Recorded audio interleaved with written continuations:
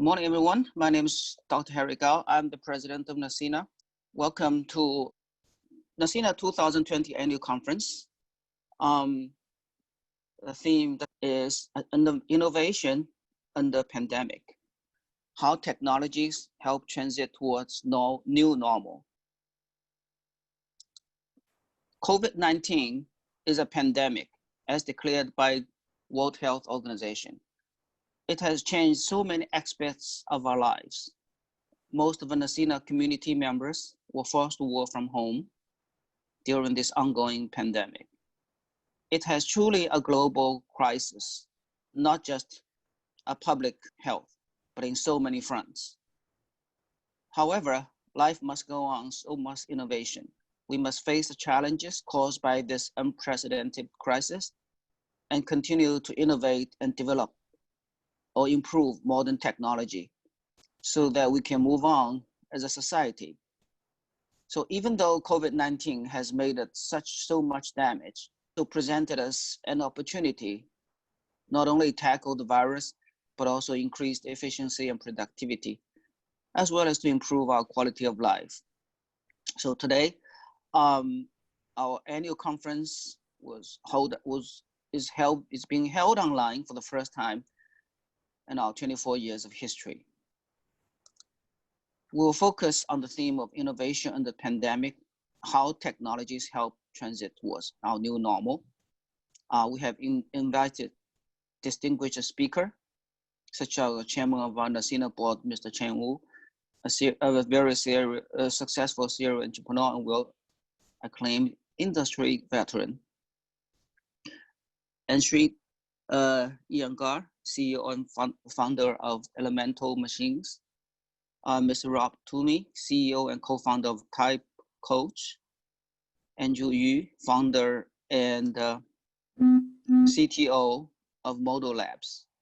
And Sean Lee, CEO and founder of catercow.com. And also Dr. Min-Shen Hong of Google.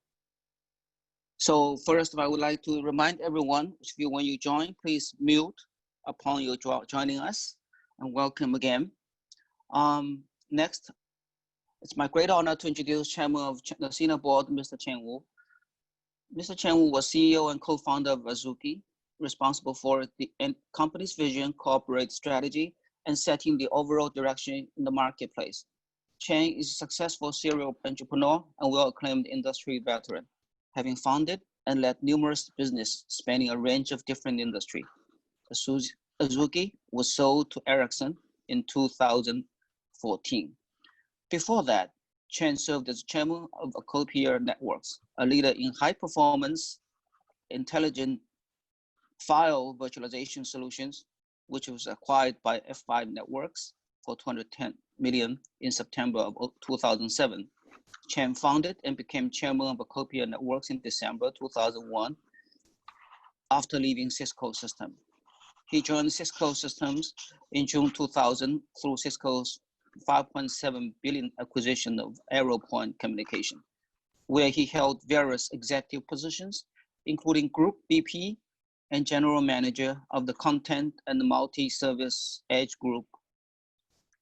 CME's technology focus was to enable the migration of existing file clients, multi-protocol network towards high volume, multi-service, including data, voice, and video architecture capable of supporting the next wave of e-business applications and edge service for enterprise and service provider customers.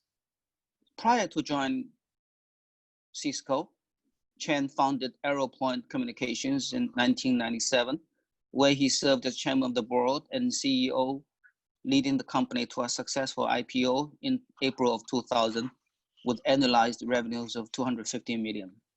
Preceding Chen's time with AeroPoint, he founded Ares Networks, a Massachusetts-based startup that developed high-density internet access products that was acquired by Cascade Communication for $217 million in May of 1996.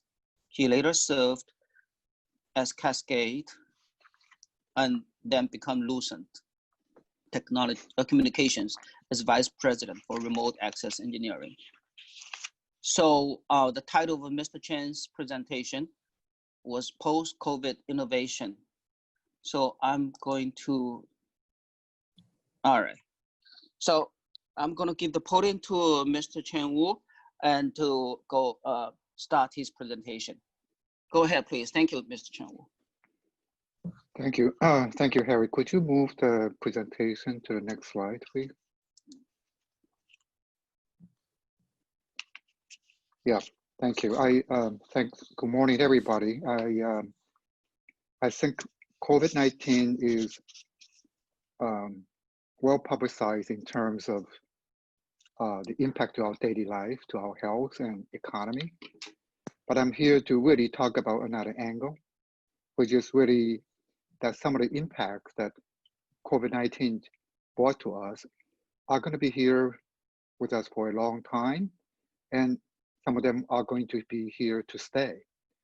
And so they affect not only the daily life, but they also affect the technological direction moving forward.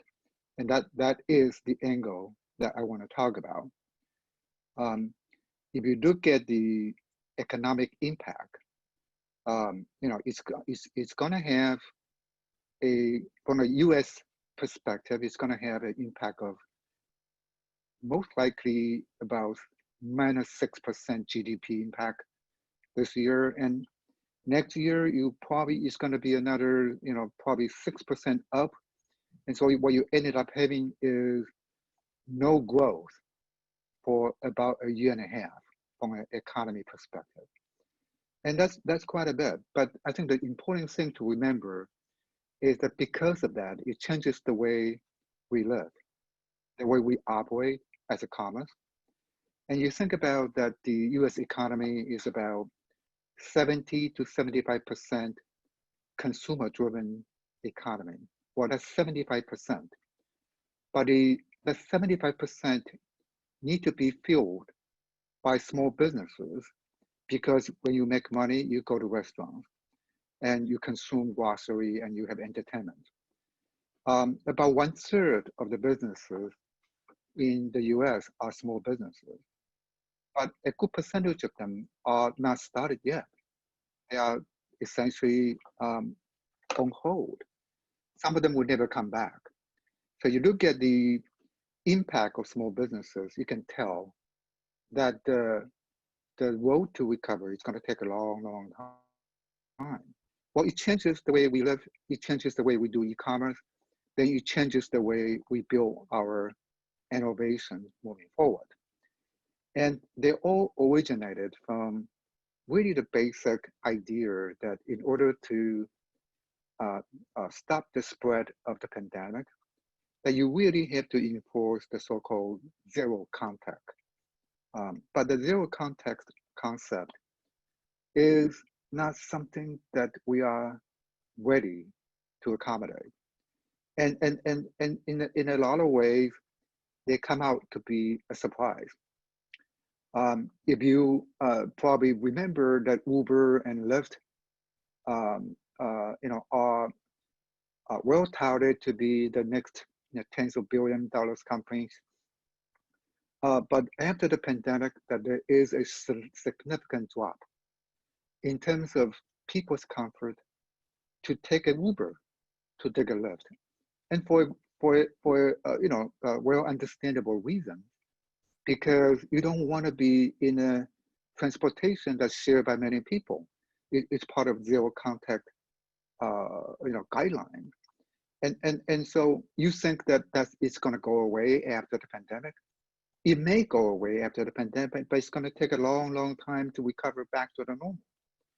And so it changes a business that was flourishing to a business that's somewhat questionable.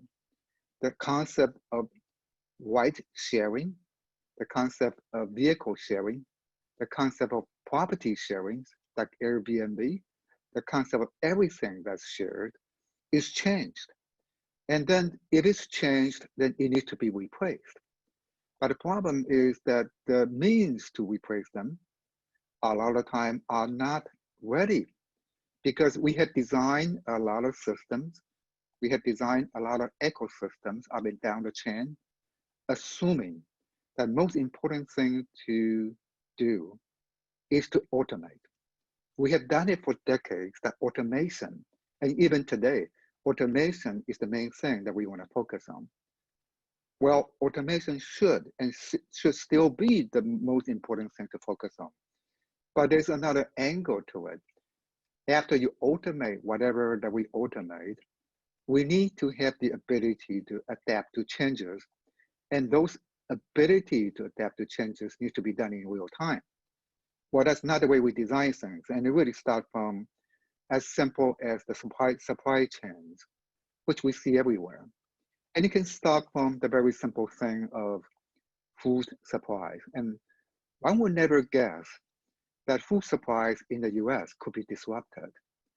And considering that we supply most of the foods internationally, globally, and why would it be ever a shortage in the US? Well, it turns out that, I think the supply chains are designed really for automation, but it's not designed for disruption. If you have a supplier and the farmers farm the food and they want to send to their consumers, in today's economy, the 1/3 to 1/2 of the food consumptions are sent not to individual homes, but to restaurants and hotel and hospitality chains. Well, that's 1/3 to 1/2. If all the hotels and restaurants are closed, where would those food go? There's no supply chain changes or mechanism in place to alternate them. There's no other side to receive them. There's no automation that can be changed to adapt to it. And you think about this in the supply chain as a technology alone is something that has been in existence for decades. How could that happen? Well, we thought that all the technology that are manual, as long as they are automated, were done with the job. We didn't think that they need to be reacting to those changes in real time. And to redo the supply chain, and unfortunately, to redo the supply chain, it's going to take a long, long time to do. And even if we have technology, which we talk about digital transformation, and we say, well, okay, if we, in the time of crisis, if we accelerate digital transformation, we should be able to fix some of the problems. But the problem is that it's not so straightforward.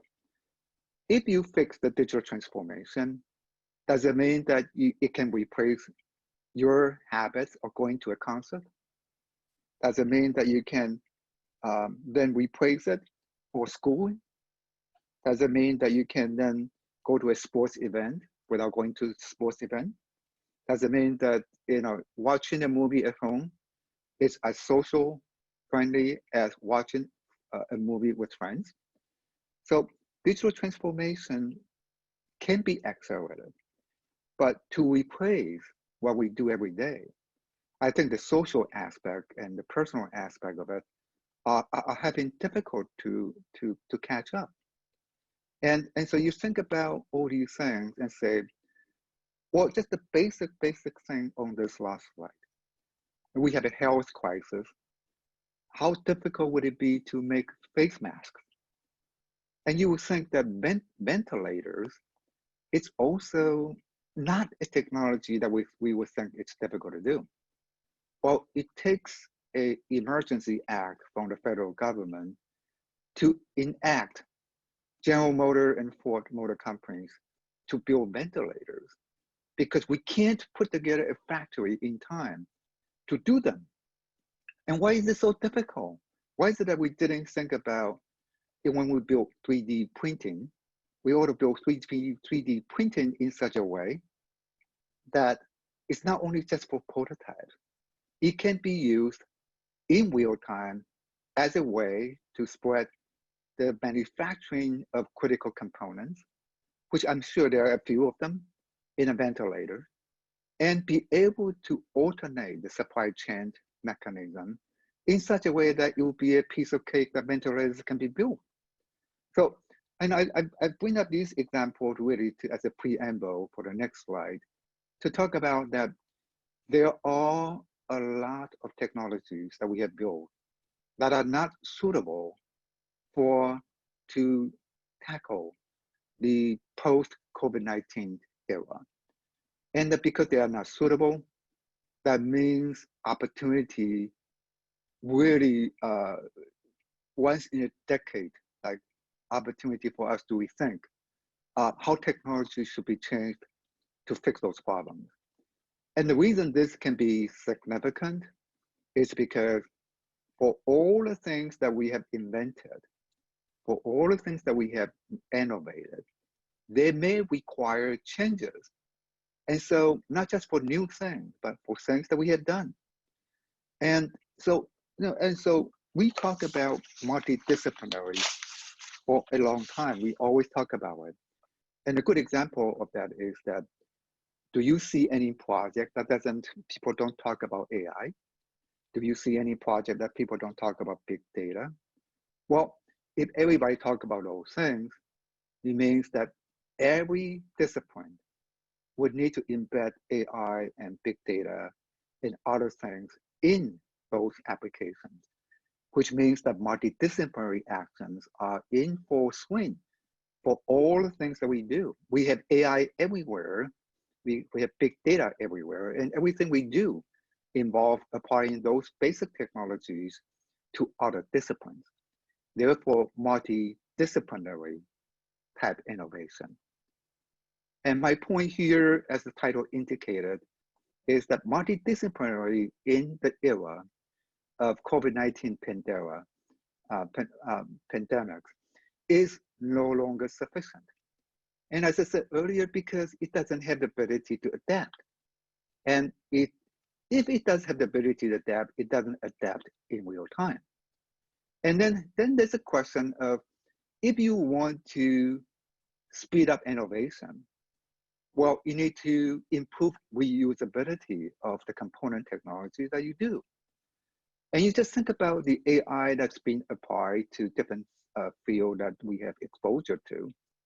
How many times you feel those basic technologies are reinvented from the ground up for every discipline that we try to apply AI or big data to?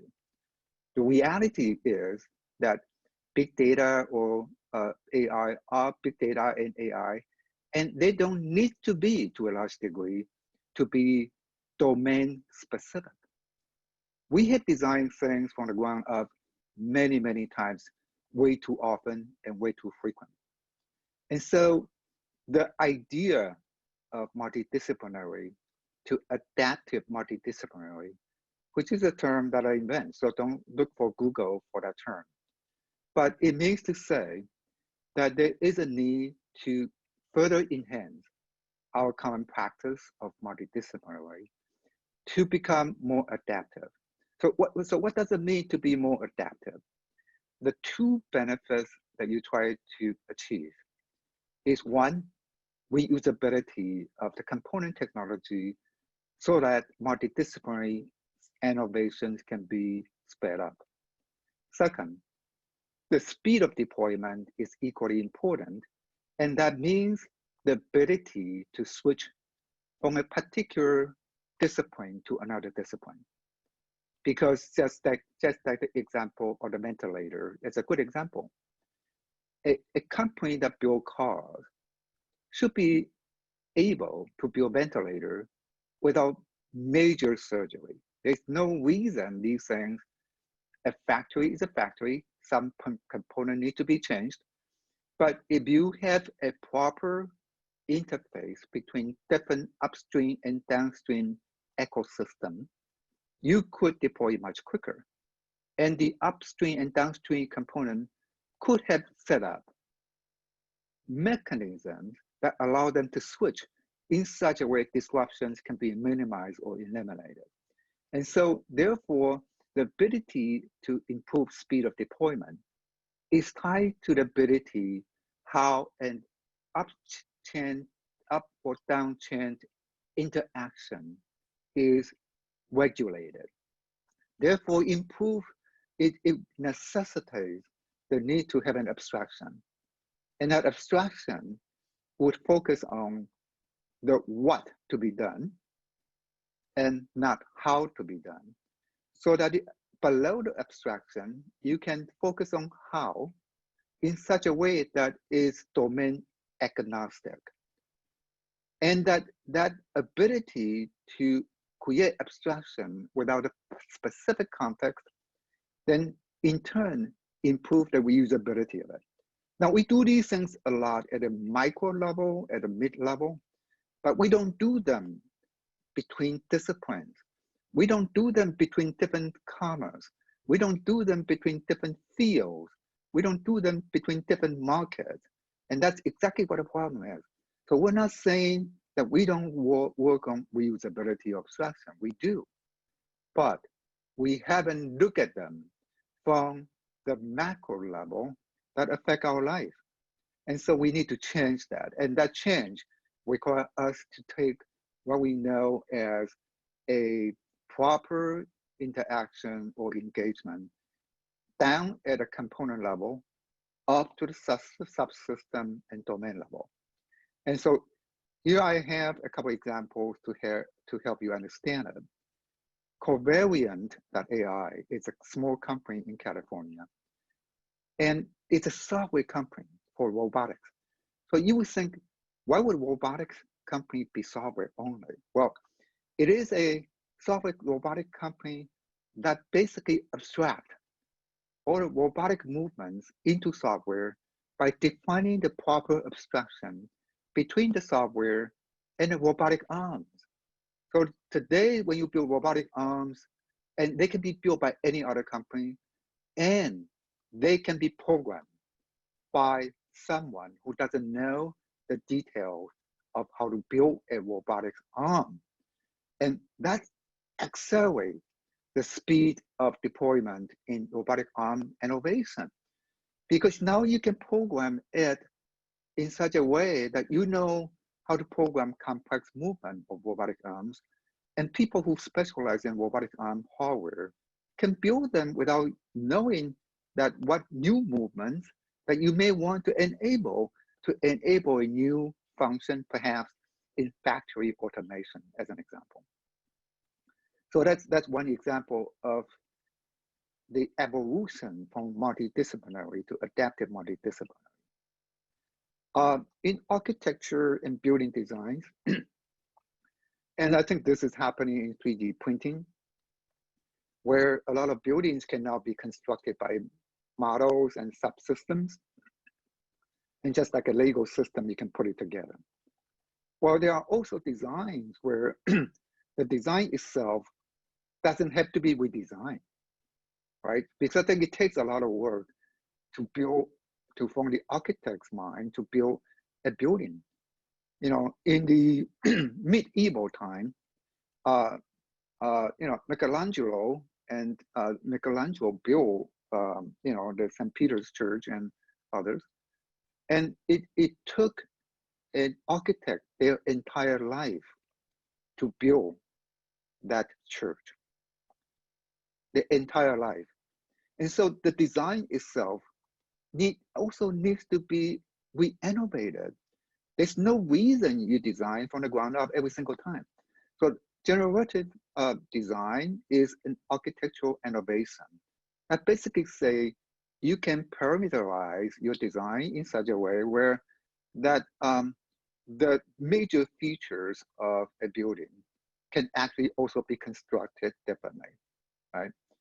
Most people know SpaceX has reusable rockets. Well, it's reusable rocket, so you get to use the rocket every single time for up to so many times. Therefore, you don't need to build the new rocket every single time. But there's another innovation most people didn't know, which is that SpaceX, in order to have a rocket that can go farther and farther into outer space, the physics require you to have more and more fuel. Well, if you have more and more fuel, and in today's SpaceX energy reservation system, that energy that SpaceX takes is enough to power the entire city of London for a long period of time. And just imagine that, say, well, if that's the case, how much bigger can we build it to be? Well, there's a limit of physics in terms of how we can build these things, especially when it comes to energy conversion and energy transfer. And the bigger you try to build, the more you hit the limit of physics. And we see that in computer technology today, where the Moore's law is no longer expanded. It cannot be because it's reaching close to the limit of physics. And so what SpaceX has done is actually a new tiny innovation that allows smaller engines to be grouped together. But when you group them together, we know that in energy, if one of the engines misfire or energy is uneven among them, the rocket could tilt and that you could actually fail. And so it requires real-time balancing of those group of engines together. But that's some technology that we know well. It's that you put a sensor to each engine, you sense the energy generation speed of them, and you synchronize them. So the idea of synchronizing a group of engines was another innovation done by SpaceX to make it possible. And that's another example of reusability in a different context. I think the the next generation internet, which we know well, and we build internet because we often build internet by pre-building them, right? But if you pre-build them, you don't know where the consumption of the internet bandwidth is going to be.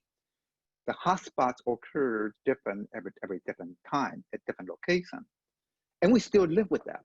We try to anticipate where hotspots can be. But can we pause just for a second that there should be a way for the internet bandwidth consumption and bandwidth generation to be on demand as well. It doesn't have to be static as it is now, then happen to have to guess where the demands may come. And so there is such time, and there should be such possibility that the internet itself can be made dynamic as well. And that's already happening at the application level, and there's no reason it cannot happen at the infrastructure level. I think one last point about all these things is that because of the no contact principles, we got to recognize that a lot of things that we take for granted today won't work as well. If you don't want to travel, well, then your virtual presence should be as good as in-person presence. Well, that means that you got to take AR, VR, MR in a different context and up to a different level. If AR, VR can be done in such a way that your virtual presence is virtually the same as physical presence, yes, I won't travel. It doesn't make sense to travel. But today it's not the same. And so I think we got to think about and say the technology moving forward from this point on, in order for that to be grounded, given that the COVID-19 is here to stay and some of the impacts are here to stay forever, that we got to look at technology that we have today and set a goal of how we make the technology we have today post-pandemic to be virtually the same as pre-pandemic. Thank you. Yeah, thank you so much, Mr. Chen Wu, for your, yes, thank you, really appreciate that. So next, we are going to have our Vice Chair of our NECINA board, Ben Tao, to introduce our next speaker. Ben, are you there, please? Harry, could you hear me okay? Yes, I can hear you. Oh, very that's well. Wonderful Thank here. You. Yeah. So first of all, Chen Wu, thank you for the wonderful talk here. And you just keep amazing us with your incredible way of thinking here. Thank you for coming back to give our members and our guests a great talk here. And so with a good transition here, it's my great pleasure to introduce our distinguished keynote speaker, Dr. Shrida Iwanger. And so Dr. Sridhar Iwanger is a serial entrepreneur in the field of connected medical device. And currently, he's the CEO and founder of Elemental Machines. So in that role, he's responsible for company strategy and management. And before that, and Sridhar was a founder and a director of Misfit. So many of us perhaps have owned that device. I own 2 copies of that. And that company is a maker of a very elegant wearable and products, which was the company was acquired by Fossil in 2015. And prior to Misfit, Sridhar founded Agar Matrix, a blood glucose monitoring company, which is actually the world's first medical device connecting digitally to iPhone. Sridhar also holds over 30 US and international patents and received his PhD from Cambridge University as a Marshall Scholar.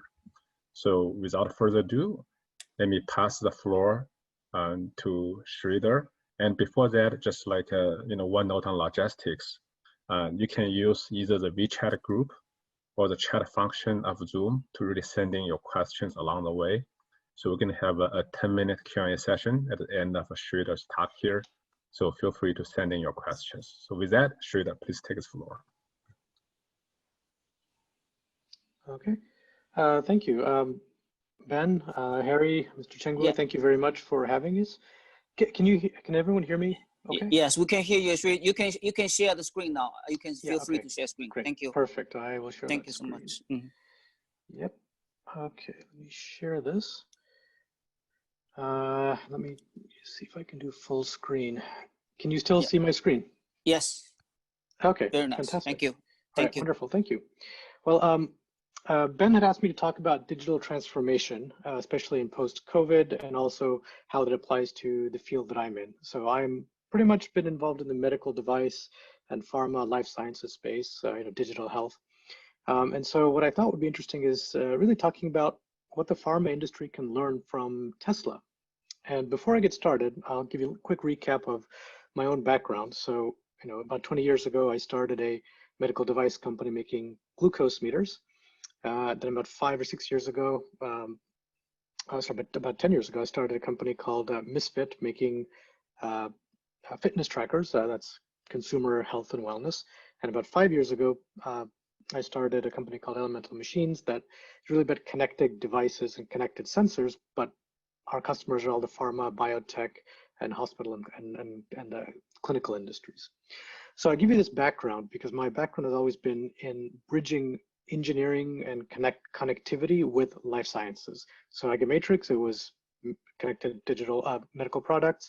Misfit was connected health and wellness products, and Elemental has been connected IoT products for pharma and biotech. So that is a backdrop. Let's just jump right into it. Everybody is familiar with Tesla. When you think of a Tesla, what do you think about? You really think about the beauty. You think about the convenience. You think about the technology. Most people don't refer to a Tesla as a car. They refer to it as a computer on wheels.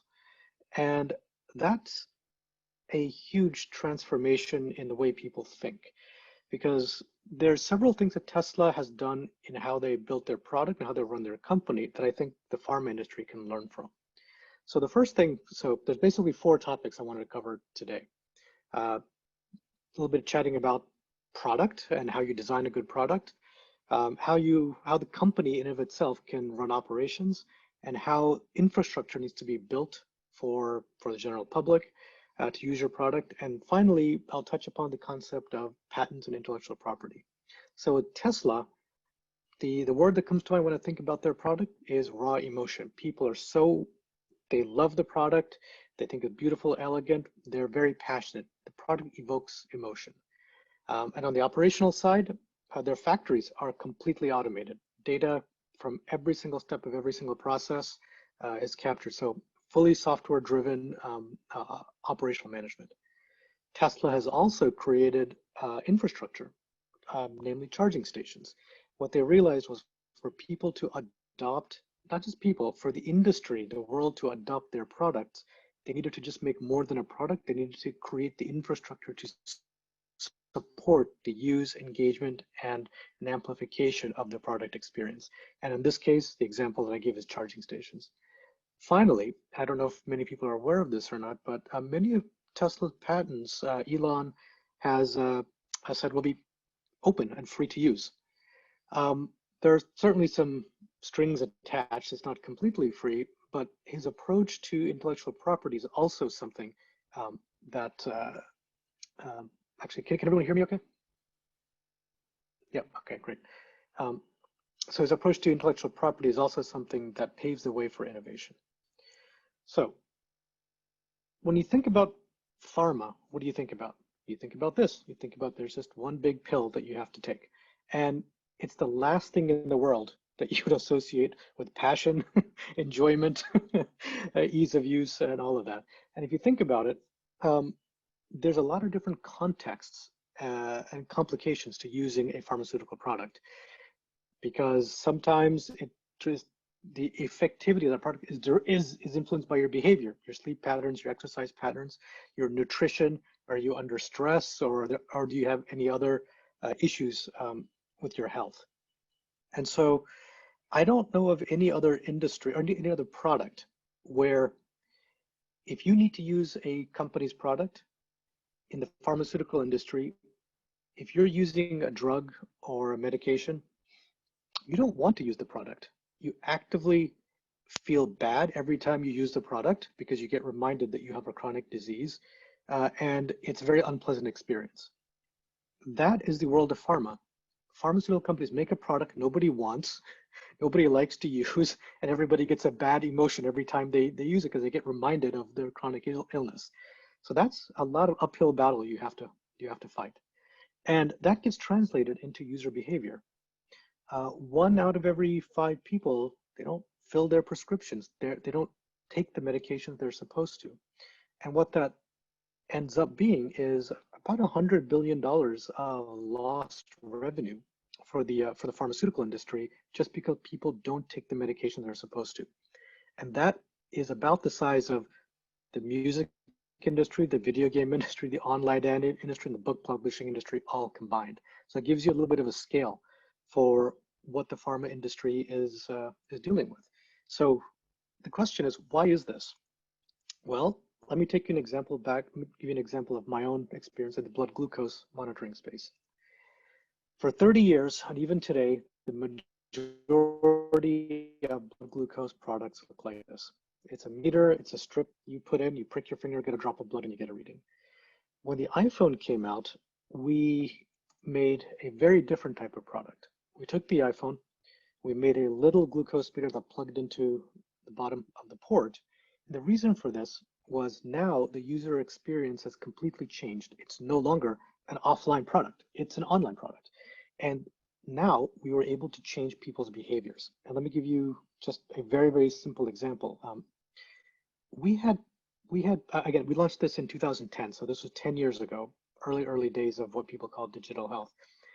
We had parents of children writing into us saying that their son or daughter, 10 years old or whatever, they said, little Johnny or little Mary is no longer embarrassed about having diabetes because they were the only kid in class whose parents bought them an iPhone because they could plug in their glucose meter. So all of a sudden, they were the coolest kid in class.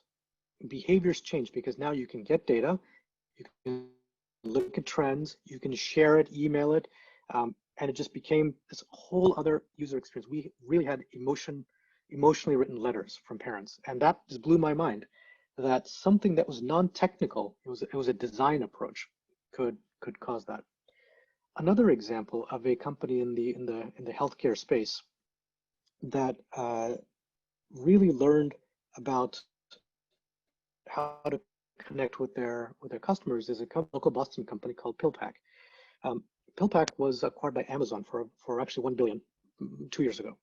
What they did was, and I'm sure many of us are familiar with this, we all take multiple medications. Some medications you take twice a day, some 3 times a day, some before meals, some before you go to bed. What they did was they took all of your prescriptions, and depending on what day of the week it was and what time of day, they packaged the pills you need to take in this example 8 a.m. Monday morning, you take these 3. 11 a.m. you take these 4. 2 p.m. You take these 3. A very, very simple approach that really took the concept of how people expect usability to work and ease of use to work in the software world and brought it into the pharmaceutical world. And very little technology. It was just a design approach to user experience. So when you look at Tesla, what do? It's a computer. You can download updates, you sit in it, you feel great. And the user experience is fantastic. These are lessons the pharma industry is starting to learn. But we can take it one step further. When you think of how Tesla runs their company and their factories, everything is fully automated. Everything is automated. Everything has a sense. The factory is built like a product in and of itself, and that was Elon's sort of goal. Whereas when you look at the most highly automated pharmaceutical factories, you still have people writing things down on paper. It's there's still this legacy of not being automated to that scale. And very briefly, that's something that we're tackling. That's our IoT platform at Elemental, connects all the machines and instruments. So everything that used to be manually written down, everything gets moved up to the cloud. So now you're moving towards full automation, the same way that tech companies move. So we're bringing offline physical instruments into the online world. So again, another lesson that we can learn from how Tesla runs their operations. Now, when Tesla makes a product, they push it out into the real world. They don't just leave it. They have to actually invest a lot of resources in building the charging station infrastructure, because without it, cars aren't going to be used. You can't go very far. So they understood that you can't just take a product, put it out there and expect people to use it. You need to support and create the support structure. So for many, many years, up until the last 5 to 10 years, pharma had always looked at their approach and said, well, look, we make a pill, we put it out there, and that's it. They never thought about the charging station equivalent for the pill. Well, luckily, the world of connected devices has blossomed over the last decade. So there's fitness trackers, connected weight scales, connected blood pressure monitors, connected heart rate meters, you name it. The Apple Watch, of course, everyone is familiar with. So now there is an ecosystem and a platform and infrastructure that pharmaceutical companies could leverage in order to support users' experiences and get user data beyond just the pill. One very specific example about this I want to talk about, there's actually 2 companies, one in Boston called Gecko, which was acquired by Teva Pharmaceuticals, and one out in San Francisco called Propeller Health that was acquired by ResMed, one of the leaders in CPAP and ventilator ventilator machines. Both of these companies made a smart inhaler for people who have asthma. So a little sensor device, IoT device that clips onto your inhaler. Every time you use the inhaler, it geolocates and tells you the time and day. So what that allows them to do is to realize, from an individual basis, are you getting worse? Are you getting better? When are there symptoms that are creeping up? So now, instead of just selling an offline product, which is an inhaler, they now have the online hook that allows the manufacturer and the caregiver to understand how often they're using it and under what conditions. If you spread this across the population, you now start getting information about areas within municipalities, cities, where there could be high pollution or high pollen. So if there's a population of people that are using their ventilators, so their inhalers more frequently in a certain area, you highlight that on a map. And that's exactly what Propeller Health did with many municipalities. Their contracts initially started out supporting the public health initiatives. So here you have an example of infrastructure and ecosystem that maybe the pharma company didn't create themselves, but they're learning how to leverage. So that's a very, very key, important piece of how pharma companies can move their offline products onto an online ecosystem. Again, this whole area has been generally called digital health for the last 5 to 10 years. The last piece I want to talk about are the concept of patents and intellectual property. And again, if I use the example of diabetes, the holy grail in diabetes has been what they call the artificial pancreas. So what this means is you should be able to sense the level of glucose in your blood and automatically pump in the right amount of insulin without you having to get involved, all automatically. And so in this picture here, you have this person wearing two devices. One little thing, sensor is the continuous glucose monitor. So it's a little needle electrode about 2-3 millimeters, sticks into the skin, continuously measures the glucose. The other one, the blue little box with the tubing, is an insulin pump. And right now, those are all separate. The glucose meter, glucose meter reads your glucose levels, and based on that, you have to manually tell the insulin pump how much insulin to give into your body. So technically, it should be pretty easy to link the two. I mean, there's obviously some risks and all of that, but technically it should be pretty straightforward. So why hasn't anyone done this for the last 10, 12 years, 15 years? It's because there's been an enormous amount of patents blocking this space, because all the glucose monitoring companies have these sensing patents. All the insulin pump companies have the pump patents. And insulin manufacturers have the insulin patents. So now you have three main groups whose patents they don't share, and trying to get two large companies to cooperate is not an easy thing to do. So now what's happened now?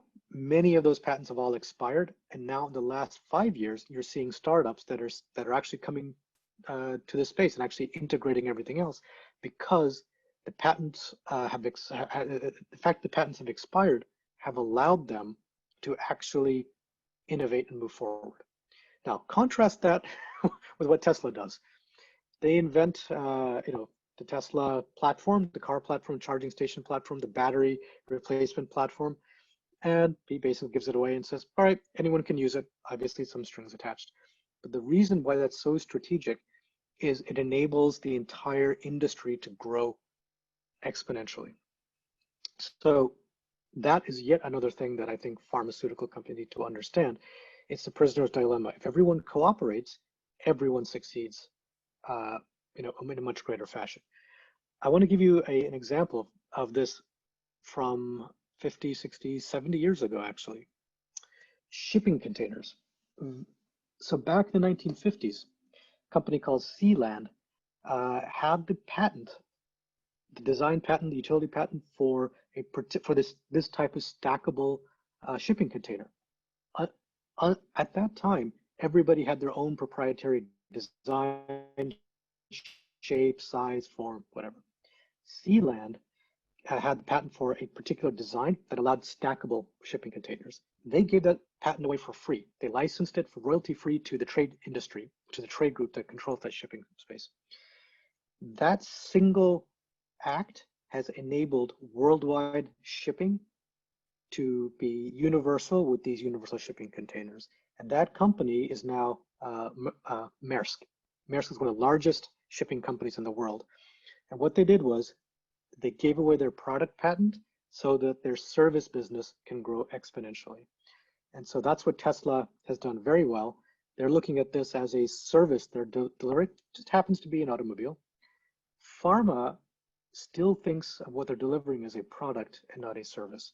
And so if they're able to change that mindset, they can follow a type of commercial thinking pattern that we've seen over and over and over in the retail world, online to offline. And that's what Tesla has done. They've taken a traditionally offline product, they've made it online, the automobile. Pharmaceutical companies need to take a traditionally offline product, the pill, the medicine, the molecule, whatever, couple it with the infrastructure, the ecosystem, and the intellectual property strategy to allow an online community to develop and online services to actually be what they deliver. So taking a step back, when you look at what's happened in the pandemic times, the challenge that we've seen is that everything has to go online. You can't do things the offline way. This is exactly what Mr. Cheng Wu was saying. The industry has to adapt, and telemedicine is one way of tackling that, with your doctors and all this. But pharmaceutical companies, supply chains, manufacturing, raw materials, those are all still stuck in the offline world. And so there's a huge opportunity for the industry as a whole to learn from these lessons from the tech world. And what I said about Tesla, I could say the same thing about Apple. You can learn from any of these sort of approaches that really understand how to bring offline products online. And I think that's really what I wanted to leave everyone with, and wanted to thank Ben for inviting me and giving me the opportunity to share my thoughts on this. And I think we have a few minutes for questions as well now. Right. Well, Shrida, thank you so much. In the space of like 20 minutes, you took us through from how you have a product, rebuild connections with us, right? That little kid story is really so moving. I'm going to tell my daughter about that, as well as how you can use digitized automated factory to scale production of that innovative devices, as well deploying them into the human society here to really benefit the public health. And then you ended with, a very thoughtful, question on how the industry should think about to really take advantage of these opportunities to reinvent themselves. All those are very, very thought-provoking starter conversations. Is precisely why NECINA is holding such kind of events, so people can take away, to their life to do something about it. So thank you so much. So let me start with a few questions here. I think the first one is, I think a lot of what we talked about relates to the new digital health industry. What are some lessons learned in navigating this new space? Yeah, so what's interesting, so I often give a somewhat provocative answer to that. So I say that the most successful digital health companies have not invented anything new, nothing. And why I say that is what they've done is they've taken existing care models, existing models of how healthcare is developed and delivered, and they've looked at that delivery mechanism from, telemedicine, or, this is a great example, is, what is telemedicine? It is, instead of you physically going to a doctor, you get that service here. What digital health companies successful ones have done is they haven't invented a new gadget or a new widget or new anything. They've looked at how is medicine practiced today? Where are there where are the areas of inefficiency due to manual labor, whether it's driving to a doctor's office or whether it's going and picking up a prescription or writing something down or physically taking a measurement. They look at where the inefficiencies are, or it could be in the B2B side, it could be in the billing cycle. You have so many people writing, healthcare is the one place where when you go to a doctor and you buy the product or the service, you're given that service before you even know how much it costs. You can never get an answer for how much this is going to cost. The answer is always, we don't know, we'll bill insurance, we'll tell you later. Would you ever go to a restaurant and order a dish and eat it without knowing how much it's cost and then say, yeah, we'll get the bill later? You'd never do that. Yes, yet that is the inefficiency. So the companies that have been successful have looked at how, but the successful companies haven't changed any of that. They've looked at where the inefficiencies are through manual labor and written software, build technology to take out repetitive manual human labor and make that efficient. And that cost savings is the margin that they make. So if you invent something completely new, good luck trying to get reimbursement, good luck trying to get distribution, good luck trying to get people to change their behavior. So that's my perspective on digital health. Okay, thank you. That's certainly very insightful here. Maybe you can also talk a bit more about, why is that farmers slow to adopt this new technologies with a lot of great promise? Why is this so slow? So it's a couple of things. One, it is a highly regulated industry. So the FDA has to really set the guidelines. So when we launched our iPhone glucose meter in 2010, we had this wonderful grand vision that we could connect and share data with Fitbit, MyFitnessPal, Runkeeper, and all the health, wellness, exercise, nutrition apps. But the FDA put a stop to that. They said, if we took our data that we collected from a Class 2 medical device, pushed it out and shared it with Fitbit, with the Fitbit app or the Runkeeper app or whatever, those apps now become regulated by the FDA because they are now holding, manipulating, and displaying medical data.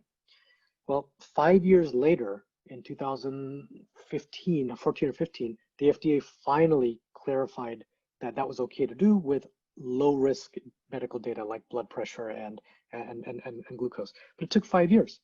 And in those 5 years, we built another company and sold it in the consumer space. And so one of the main reasons why they're slow to adopt is because it's regulated. And it's getting better, but that's why a lot of these digital health companies are first entering the market as consumer health and wellness, and then trying to become medical. And so that's just kind of a workaround until the regulators are able to catch up. Right.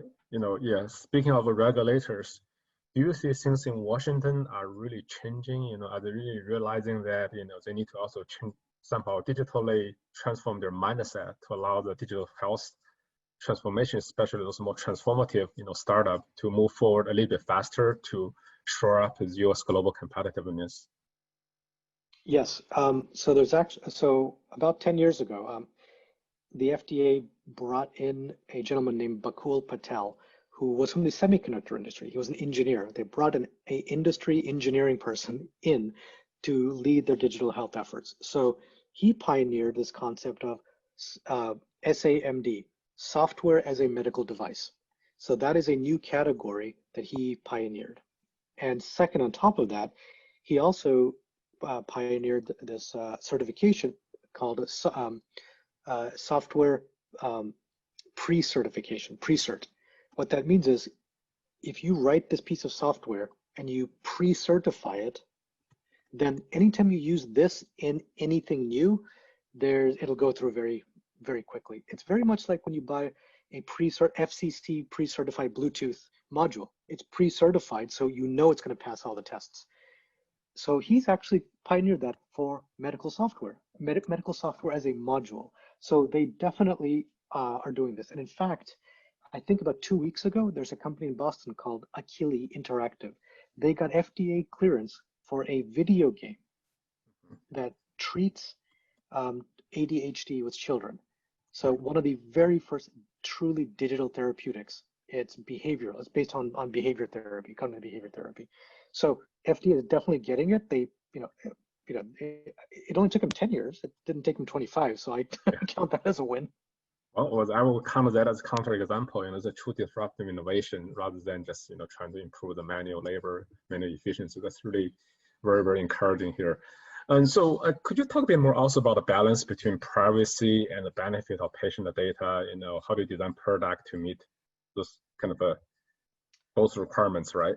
Does the pandemic change the dynamics in some way? Well, it's funny. It's interesting because the balance is between it's the choice of the individual versus public good, and so this is always going to be a debate in different countries and different societies.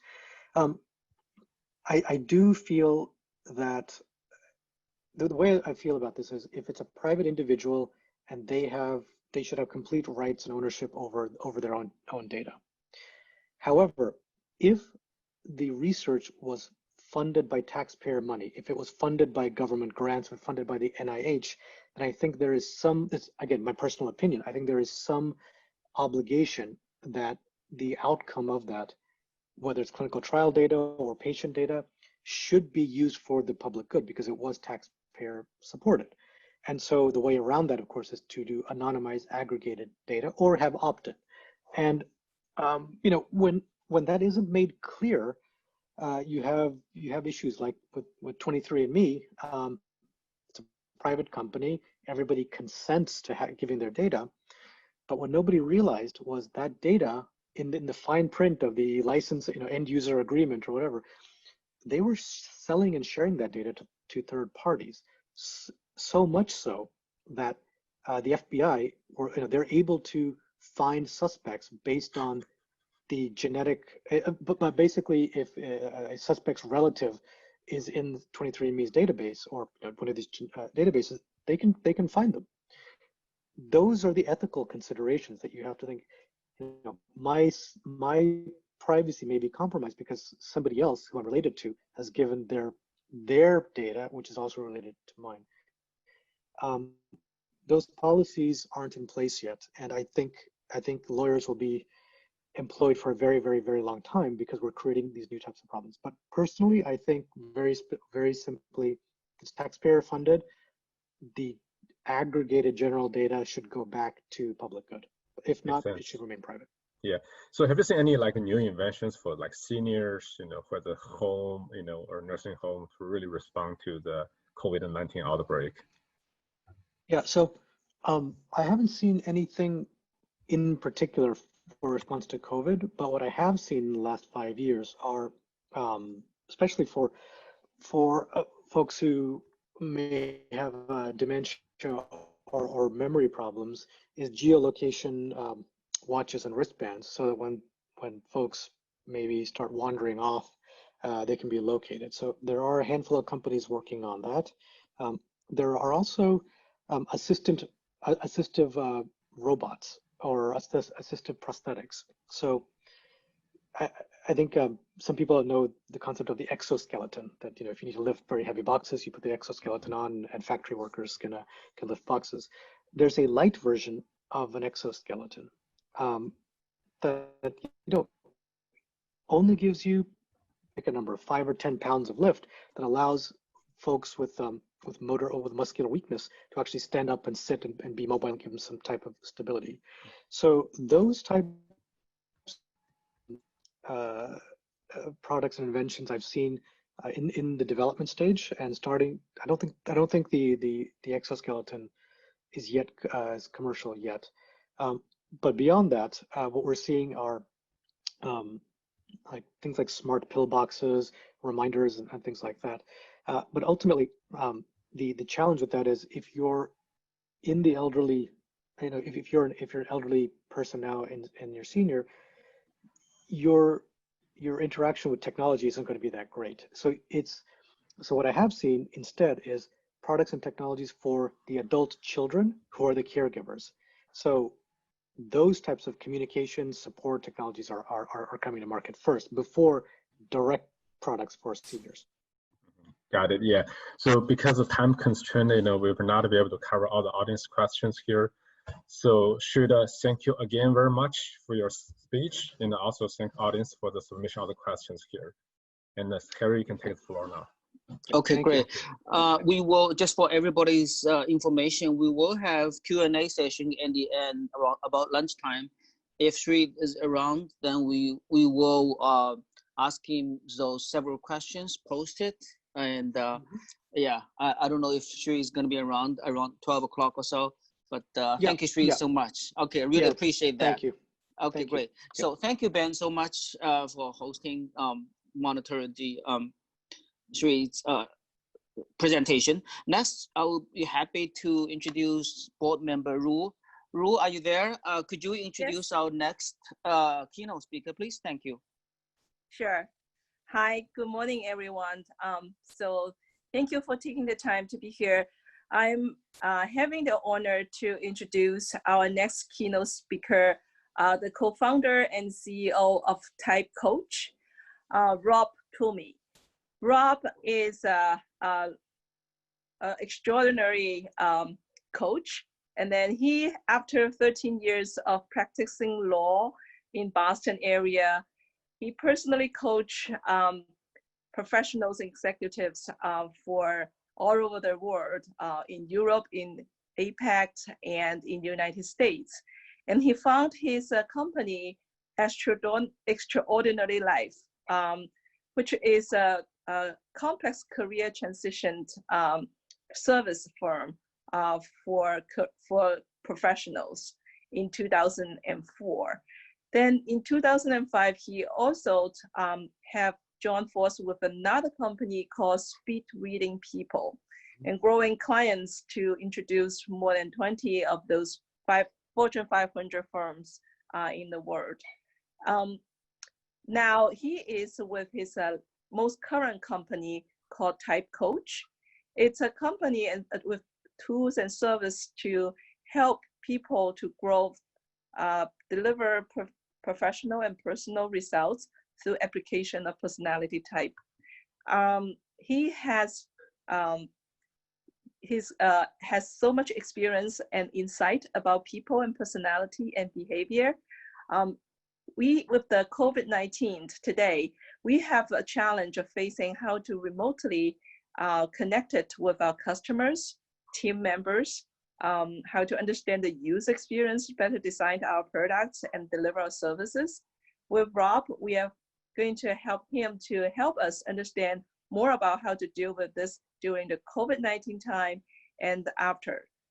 So without further ado, let me welcome Rob to give us a speech on the remote team communication and engagement innovation, tools and best practice. Welcome, Rob. Thank you very much, Ru. Also, thanks to Harry for allowing me to participate, and also to my esteemed speaker. So Mr. Chen Wu was really interesting. And Sridhar, I actually think we probably need to connect because some of the work that we're doing in the space of personality type involves patient adherence. Certain personality types are more likely to adhere than others. So there might be a good conversation there. So let me share my slides and I'm going to go through. I have sort of a lot that I'd like to cover. So as Ru mentioned, my background, I've been doing this for the last 15 years. We started out doing live training and coaching and then have really transitioned to the technology side. So most of what my team and I now do are supporting online tools that allow people to get communication advice for their colleagues and their clients and customers. So it took us 15 years to get people to go through our live course, and then only the last few years to get people to go through the online tools at a much, much higher rate. Everything that we do is a combination of learning and online technology. So I'm going to be coming at today's session from a slightly different perspective, which is thinking about it from the human element. We have some technologies that exist now that allow us to work better and more effectively across personality differences. My whole focus in everything that we do, whether it's our online tools or whether it's our training, is improving communication. And that's where we find the organizational impact is at the highest. I love this quote from George Bernard Shaw. The single biggest problem in communication is the illusion that it has taken place. So often people think that they've had this great conversation and that the other person is clear on what it is that they're saying. But we all tend to communicate with others the way that we would like to receive information. And so if the person is a similar personality, then it's pretty easy for us to ensure that the communication has occurred. But when there's personality differences, we have a challenge. So thinking about this pre-pandemic, we always have appreciated the fact that there's a communication gap when it comes to getting your message across to different personalities and different styles. So for me, this is why we've had our business and why it's been successful, because it's not easy to communicate with people who are different. And you have the added challenge, not just of personality differences, but cultural differences, people working across time zones. The world has more challenges when it comes to communication than ever before. Now, of course, we introduced the COVID pandemic, and I love this quote from some unknown Twitter user: "You're not working from home, you are at your home during a crisis trying to work." And there's a very big difference than those two, because if you think about the days you may have taken a day at home from the office before, right, it was probably peaceful and quiet and you got so many things done. And now, of course, we have our families around us and the dog barking. So it's a very different experience. So here's how I look at it. From a communication perspective, it's just gotten significantly harder for us to communicate. The gap has turned into a chasm. And we have to work a lot harder to get our message across to those who are different from us. So from a technology perspective, we start to see that at an organizational level, companies are putting in employee portals, executives are doing videos that share the communication out to the organization at large, and human resources has been put on overdrive to manage the communication and make sure that everyone understands at an organizational level what is happening. So if you're not familiar with the Workplace by Facebook, it's a new platform that basically is trying to solve this need. And by no means are they only the only solution, but I look at it as a really interesting signal. So I'll show you what that looks like in a second. And then on an individual level, we have the challenges around interpersonal communication, right? So we're starting to see technology step in there as well. So we have Slack, we have solutions like Microsoft Teams and Zoom that are designed from a technology perspective to make that connection between us easier. Here's the Workplace by Facebook. So it's basically just a company page that's created for internal communications. So if I'm an employee of Fox Fabrics, I can be notified as to what's going on within the company in a way that is more relevant than it would have been if we were all in the same office together. It's trying to fill in that need. And I think the smarter companies are using video very effectively to convey the message from senior leadership down to the rest of the organization for what is actually going on. So these solutions, however, are really just about the transmission of information. So data packages going out in different manners and different ways. But it's not actually informing the way in which the information is being transmitted. And that's where we come in. My whole expertise on personality type makes it super obvious that there are some really, really basic things that we need to do in order to get the kind of information across to someone in a slightly different way in light of their personality. And I think that at no point in our history have we had a greater need for that, because the way in which we're communicating and the distances across which we are communicating really has a weakness, which is if we're only communicating in the preferred style that we would like to receive information, then we're leaving most of the people out in the cold. So what I thought I would do with my remaining time here today is actually go through some of the highlights, the sort of specific, most useful elements that we think of when it comes to how to communicate with different personalities.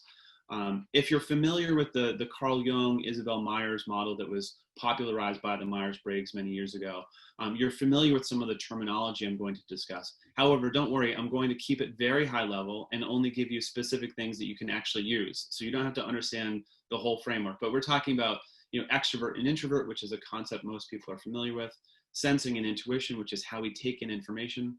And this is probably the one where most communication breakdowns occur. This is where we communicate in a very different language. And if we don't make the adjustment, the other person is likely to disconnect. Thinking and feeling is how we make decisions. And then finally, judging and perceiving is how we approach our lives with respect to structure. So I'm going to just give you some select golden nuggets from our influence course.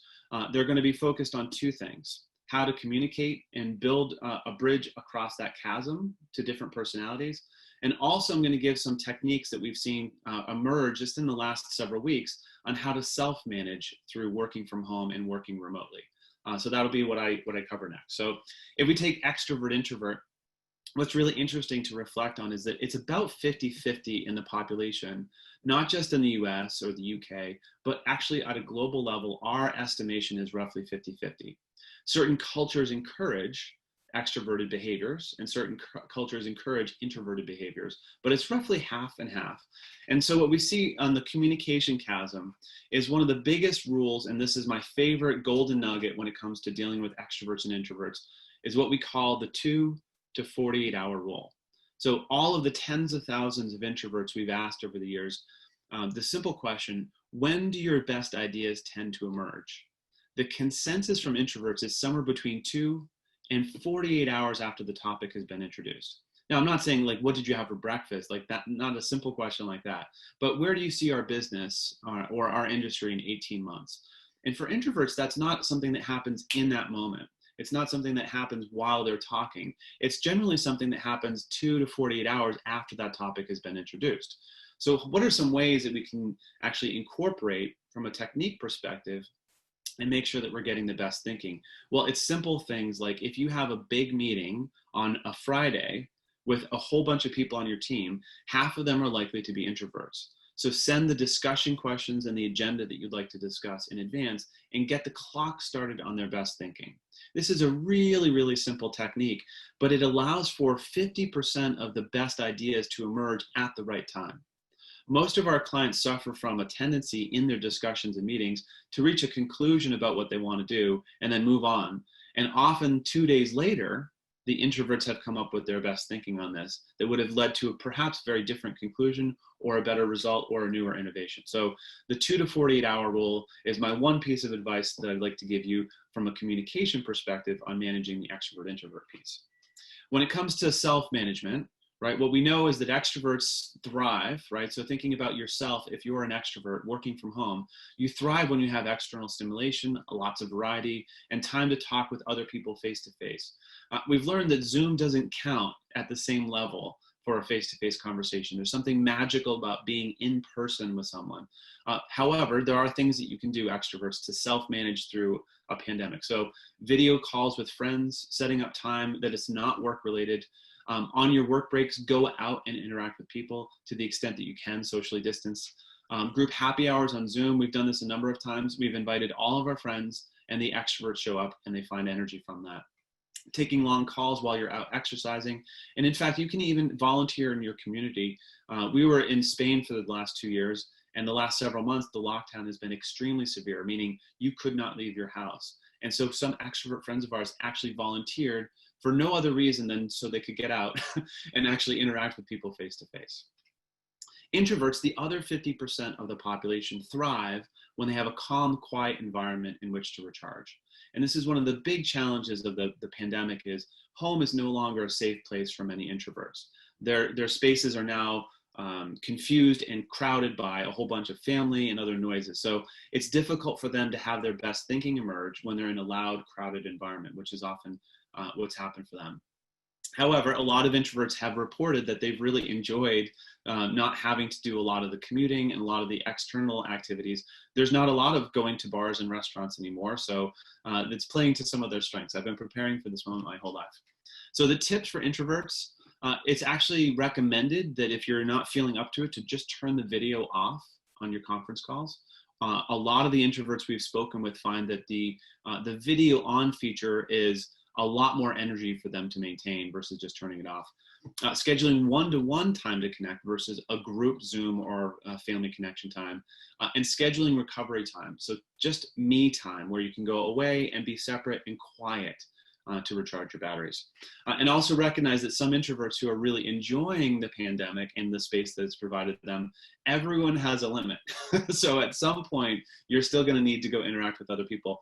My dad is basically a hermit. He really doesn't spend a lot of time out with other people. But I spoke with him the other day and I could hear some loneliness creeping into it. So even for him, out on the edge of his personality, there's a moment at which we need that stimulation. So switching gears to the one that I think is really paramount when it comes to communication, the sensing and intuition element. Again, it's a whole complicated theory that I can get into at longer length some other time. But the basics are that sensing types are grounded, practical, realistic people focused on the here and now. They tend to speak in short, concise sentences with a focus on clarity. And they make up about 2/3 of the population. Whereas intuitive types, we use the N for intuitives because the introverts took the I, are idea generators who are all about the future possibilities. They tend to speak in longer sentences, giving you an overview. One of the biggest things that I think has really, really come to the forefront in communication is that when sensing types speak, they're looking for someone to respond precisely to what they said. And the tendency for intuitives is, instead of that, going off on a related topic. An intuitive leap to a different thing. And it's actually quite frustrating for the sensing type. So the first piece of advice I'd like to recommend is that when sensors bring up a specific concern, so think about the people in your life who are really grounded, practical, and realistic. When they raise a specific concern, they're looking for a direct answer to that before you jump off to a related topic. So we had an experience where we were hired by one of our clients to profile the members of an FDA panel that was reviewing their key drug for approval. And we profiled them, and 7 out of the 8 panelists we believe were sensing types, so grounded, practical, realistic. And when they were asking specific questions of our client, it became clear that not a single member of the client team making the presentation was a sensor. They were all intuitives. And so the whole process, $150 million drug investment, started to break down because when the panelists raised a specific concern, the members of my client team were saying, we think we know why you're asking that question. And instead of responding to that specific concern, we're talking about something they thought was related. But to the members of the panelists and to your colleagues who are on the sensing side, it looks like you're evading the question, like you have something to hide. So the answer is yes, we use this procedure in our research. And there's more information that we think you might be interested in. So if you take that one piece and apply it, I think you'll notice some big differences. Speaking with intuitives, what we've really learned is that they do not like being presented at. If you're just giving a formal presentation without much of an opportunity for them to think creatively about how it applies to their situation, or for them to engage in a back and forth dialogue, the more you can make it an open-ended back and forth, the better. And I'm sort of breaking this rule because I only have 30 minutes and I want to cover a lot of content. But when you're talking to the intuitives that you work with or potential customers of yours, give them an opportunity to engage in the conversation back and forth as opposed to a formal presentation. They also get very, very much focused on the future. So from a self-management perspective now, if you identify more with how I'm characterizing the intuitive side of things, if you're spending more than 50% of your day-to-day activities on grounded, practical, realistic things that are focused on the here and now, recognize that that's going to drain your batteries. So balance that out with some creativity, some project that allows you to think about the future and use that sort of artistic or creative element to come up with new ways of doing things. On the flip side, if you resonated more with the sensing side of what I'm saying, be careful if you're focused too much of the time on what might be, asking those what if questions about the future. And let's face it, we're all doing that a lot right now because the pandemic forces us to. Be careful because that's a very draining experience. So find time for you to be focused on the here and now and just focus on an activity that doesn't have some connection or point related to the future. So then I'm going to finish with the judging and perceiving element. So the judging and perceiving, first, judging doesn't mean judgmental, perceiving doesn't mean perceptive. These are just terms that we work with in this industry. Judges are people who are more time conscious. They're focused on closure. They like to have a plan in place. When they feel that they've reached closure, then they can start to relax. Highly focused on productivity, they also create a very big separation between work and play. Perceivers, on the other hand, this is my group, thrive on variety. They need lots of choices. Their work is more sprint and then break and sprint and then break, as opposed to just going straight through the whole time. And they actually find a lot of energy comes from mixing work and play. This is the one element of personality that little by little chips away at the quality of relationships every day. These are the little annoyances that occur. It's like, why wouldn't this person just do it my way? And so what we're seeing is that in the virtual remote work, this is heightened, right? Because there's no opportunity to fix some of the challenges because you're not face-to-face anymore. The biggest one that I can recommend, the biggest gold nugget from this section of the program, is to be careful with the judging types using what we call the R word, a signal that you think they need to relax. This has actually been helpful for me on the personal side as well. I'm a natural perceiver. My wife and business partner is a judger. And if I tell her to relax, I can guarantee you one thing above all: she will not suddenly become relaxed, right? It actually backfires. And it all is doing is saying to her, I don't understand the severity of this situation. And it makes her even more intense about it. So if you take that away today and you think about the people in your life who are more focused on closure, getting things done, just don't tell them to relax, and life will be much, much happier for both of you. And then I couldn't help myself. I wanted to share with one additional technique here. Judgers struggle when the plans change on them unexpectedly. And all COVID has done, this pandemic has forced us to take all of our plans away. And it's extremely painful for the judging types. For whom having a plan is a source of comfort and peacefulness. If a plan is going to change on them, it's going to force them to go through a brief mourning period, as we describe it. So let them know about the plan changing as quickly as possible in the process, if you can. So from a self-care perspective, if you identify more with the judging side of things, it's very difficult to accept that you can't do a lot of planning. What does the fall look like? We don't know. And you're the kind of person who would really like to have a plan in place for that. So there's kind of this mourning period that's going on for all the plans that you had. And there's a craving to put a new plan in place and create some control over your lives again. That's where your source of comfort comes from. So one way that we found really works for judgers is to create a routine, a schedule during the course of your day to work, and then switch off from work when you're not working. The temptation from a work at home remote life is to work 24/7, and it's not sustainable. You will burn out. So put some specific time frames around that. And don't forget to schedule fun time. Judgers, you want to be productive, and the temptation is to fill everything with productivity, even in your personal life. Schedule fun time, and you'll have an easier time when that arrives, actually switching gears. I also think that a lot of judgers have had good success taking turns with the other people in their lives for set periods of time. So we have a friend who put this chart outside her office. When she was really working on something important, she would redirect her kids to go see dad as opposed to her for that set period of time. And they would take turns going back and forth. And it actually has worked really, really well for their house.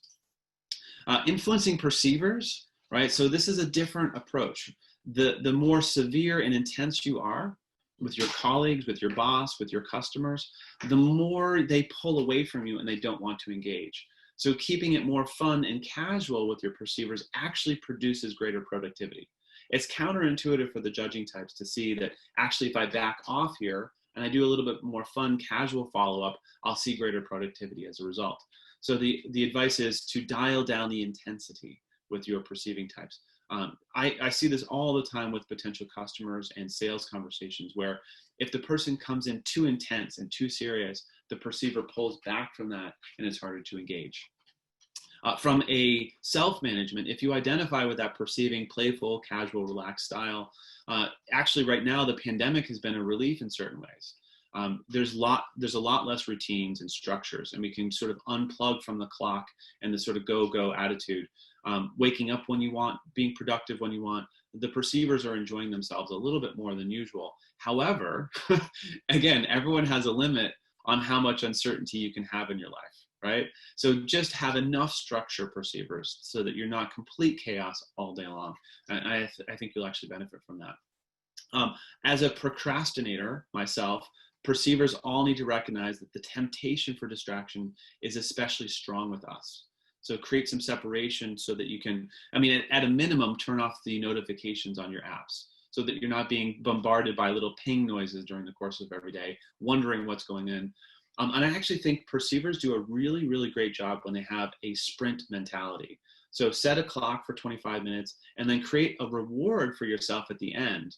You know, I'm not going to go have a snack until I finish this key email or when I revise this document. And it's actually a productive cycle to do these sprints as opposed to trying to just, you know, sit down. Perceivers, generally speaking, don't just sit down at work and go 9 hours straight without lots of little breaks.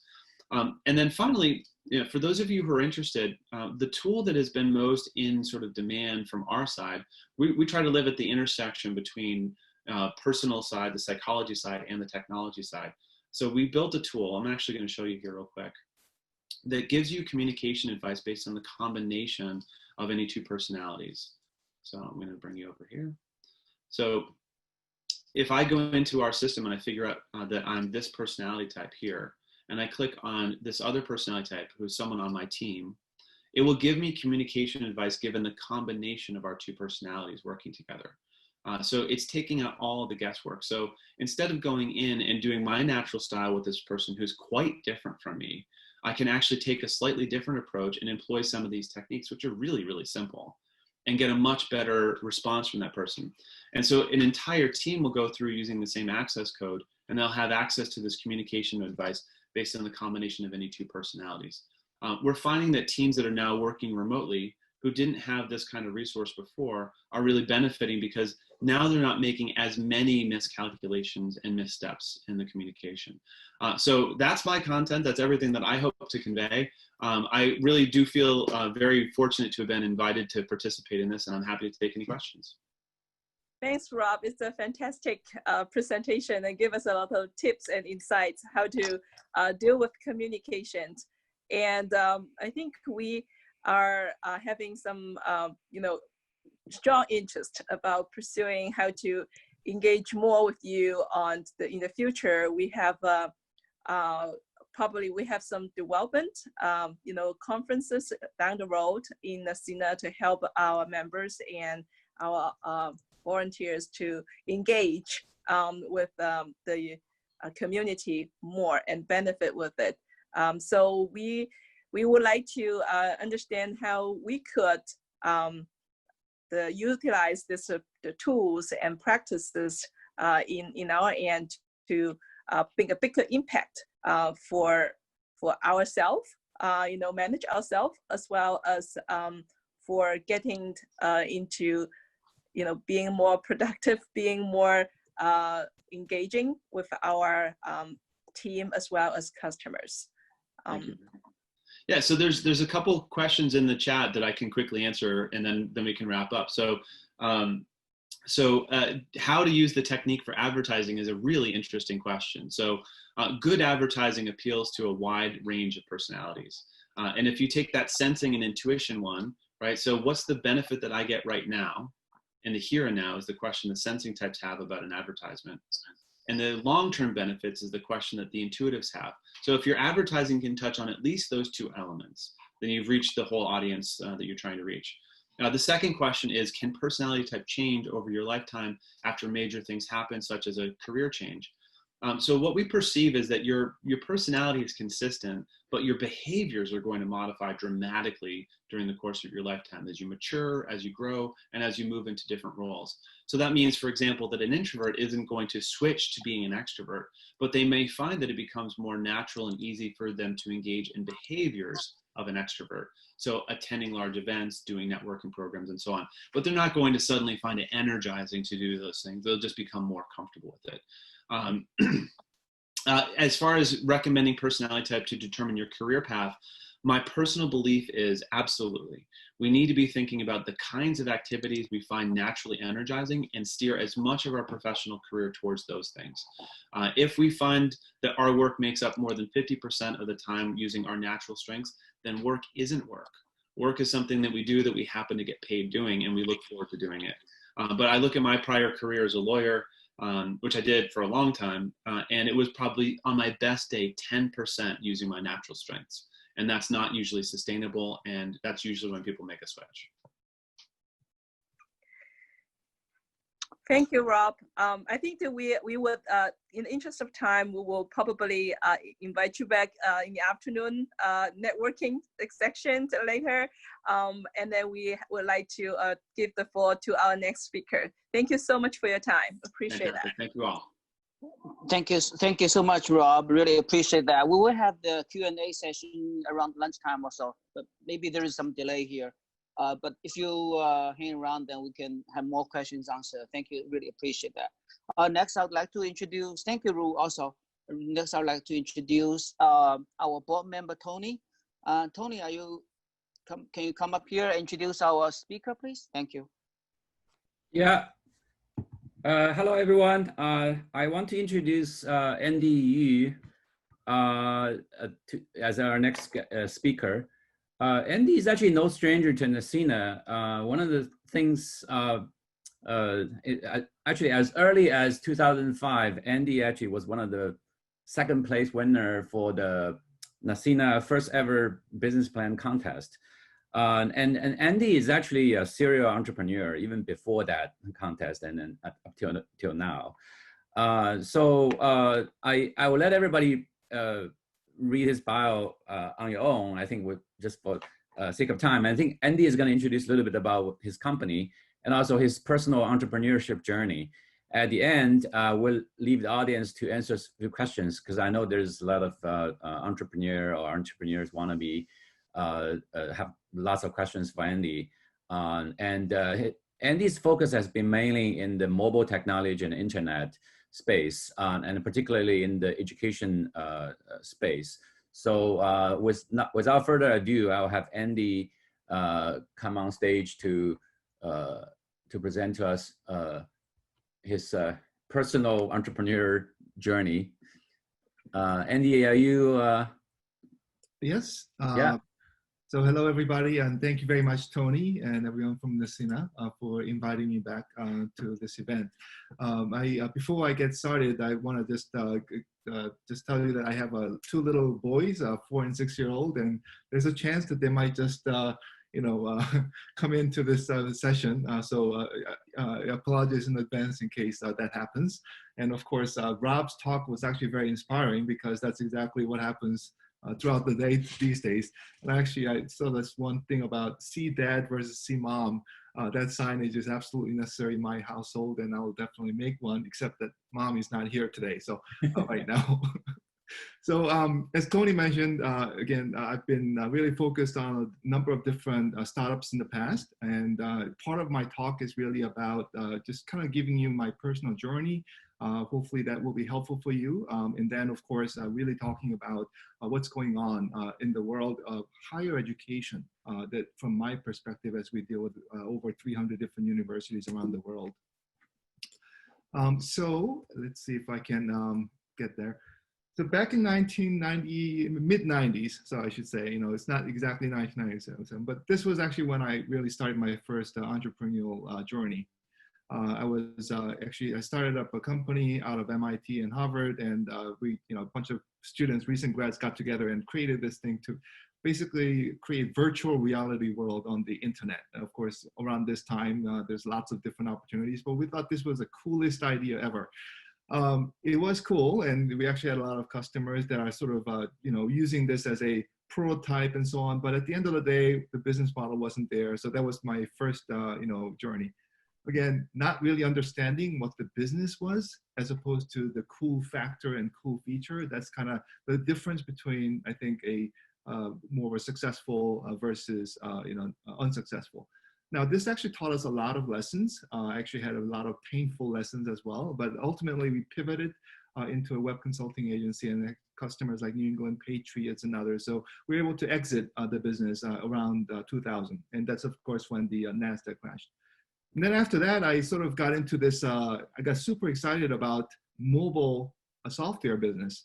And this was actually when the Palm Pilot was sort of at its heyday.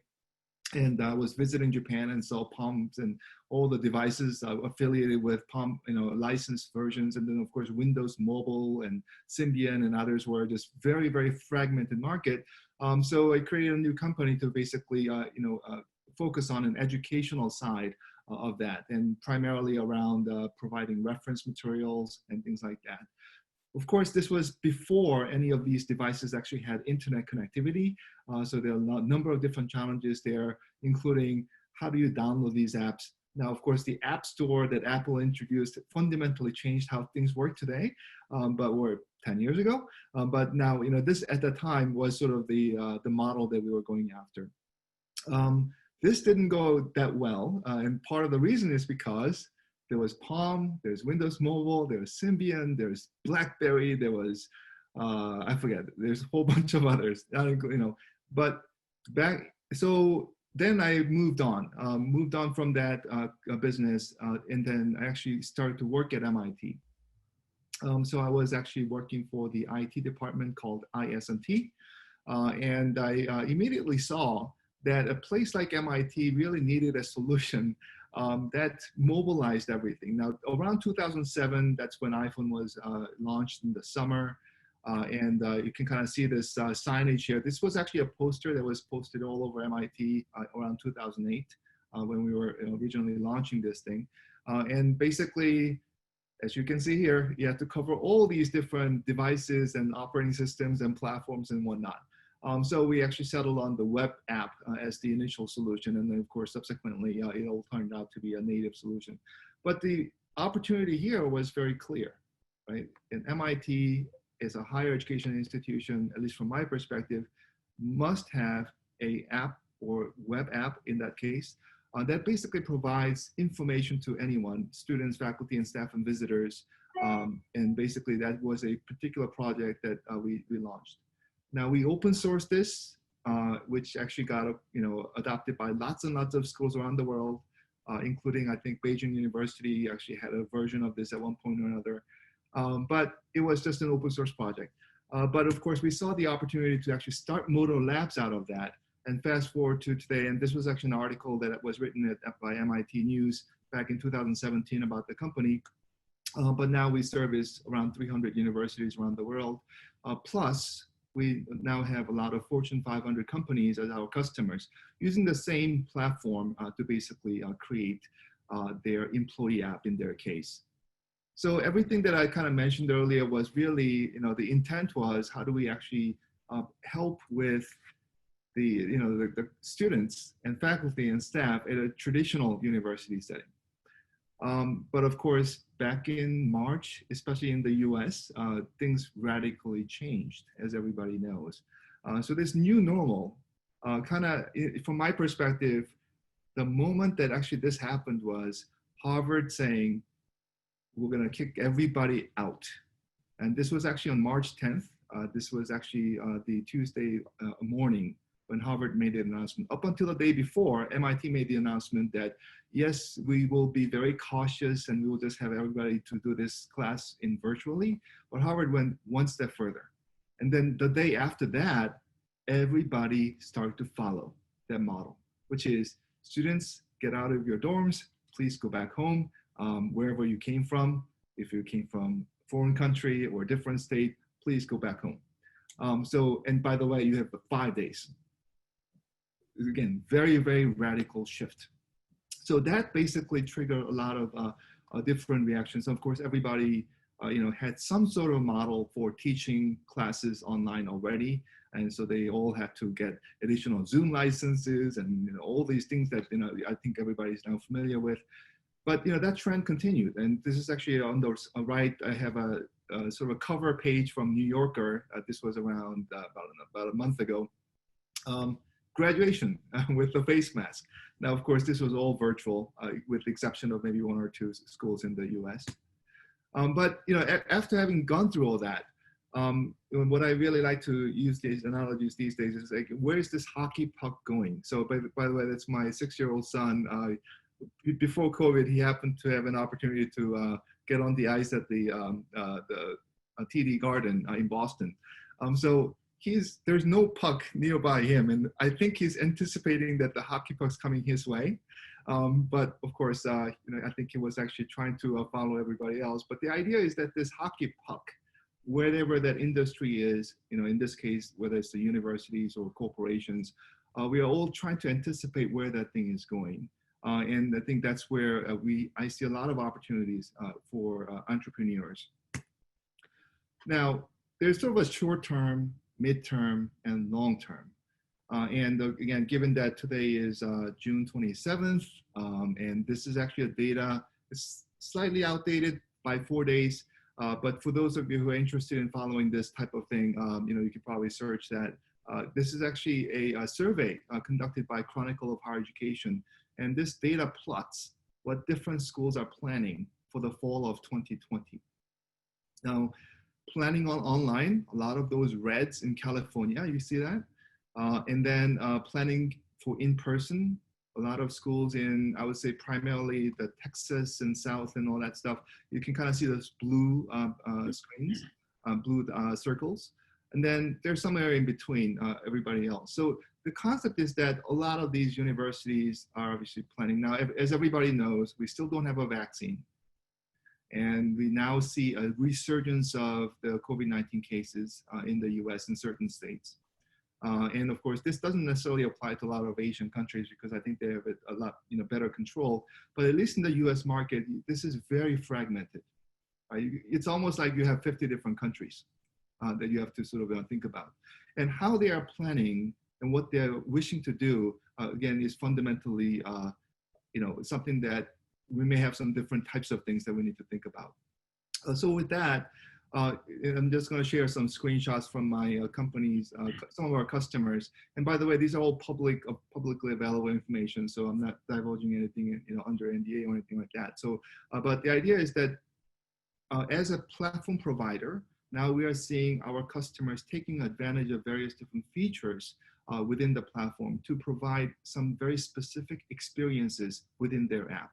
So on the left-hand side is University of California, San Francisco School of Medicine. It's one of our customers that they do a lot of different things with their app. But one of the noteworthy things that they did was to really start this whole welcoming of the accepted students through the mobile app. Now, why is that important? Well, it happens that a lot of universities, especially in the US, are concerned about these accepted students not showing up in the fall. And what does that do to the revenue of the university? And what does that do to the whole structure, financial structure of the university, let alone the school community and so on?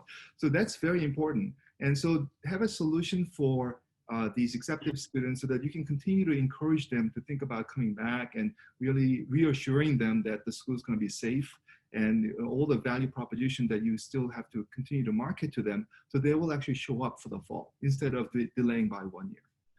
Another thing, of course, is all these virtual events, happening. So this is a digital town hall, and this is nothing new. As we are doing the Zoom meetings right now, we've seen hundreds, if not thousands, of these happening around the universities that are basically geared to really inform and make sure that people understand what's going on, and providing the opportunity to really have the voices heard by different types of people. And then, of course, the commencement, graduation that happened over the last 6 weeks or so across various different schools. Well, no physical graduation, but you still have to have something. So, how do you actually do that effectively? And then health and wellness type of thing. So this is actually coming from San Francisco State University, being able to measure or sort of understand how individual students are feeling, working from home or studying from home, or if they are coming back to the campus. And then the last one here, this is from a California State University of San Marcos. They used to, this is actually something that used to have, and then I think everybody's going to be augmenting this.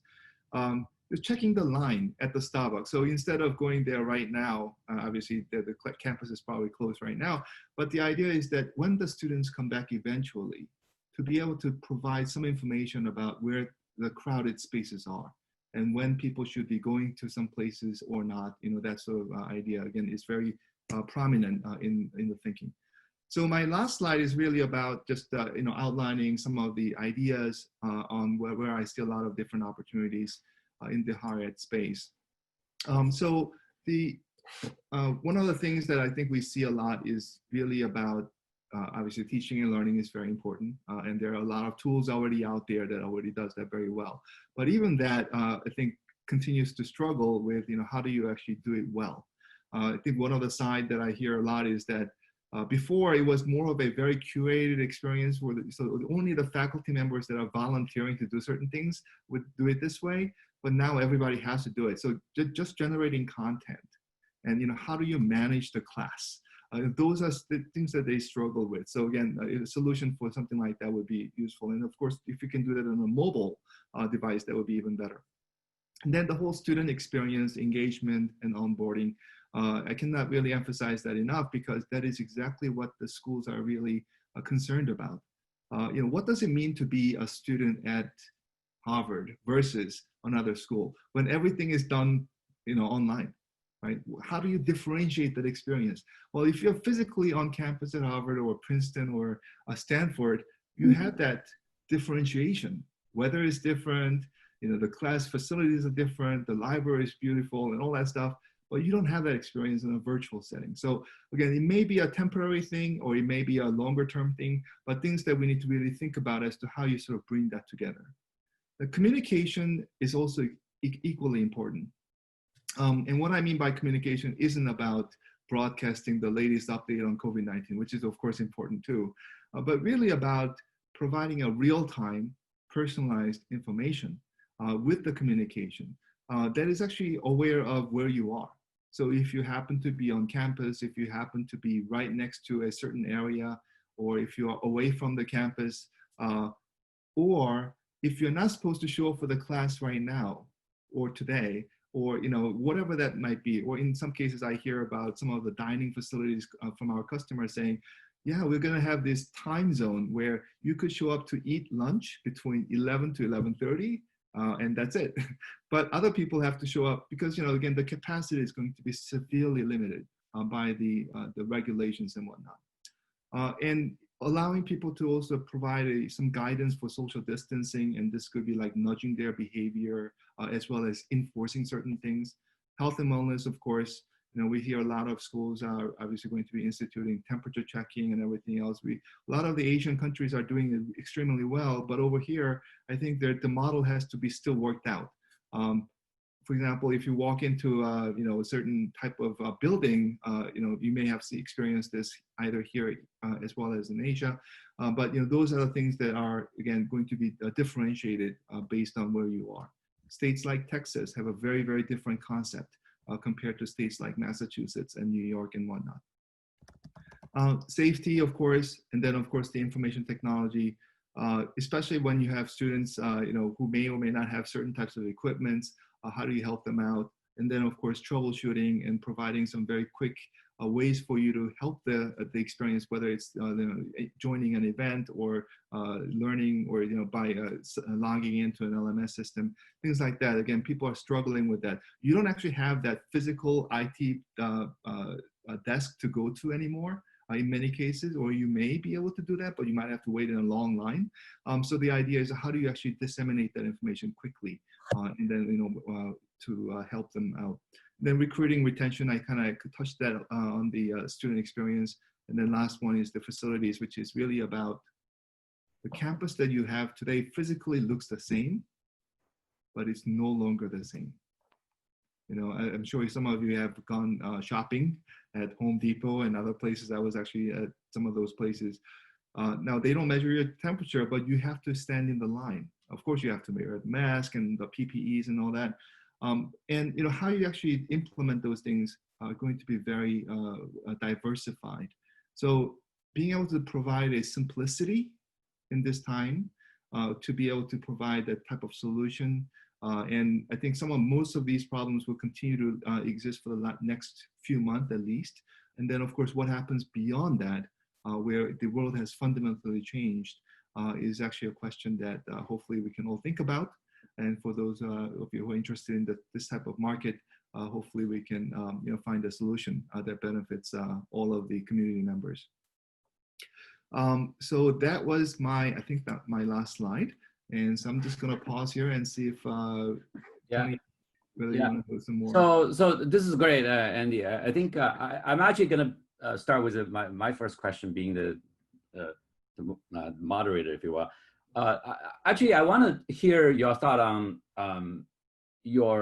some of the lessons, sort of key lesson you had in your early on entrepreneurship venture. And I think you actually mentioned this, all the ventures on online environment and also the Pocket Lingo, right? How is that sort of the learning, or what are the sort of the major learning you actually use and to design your current business model?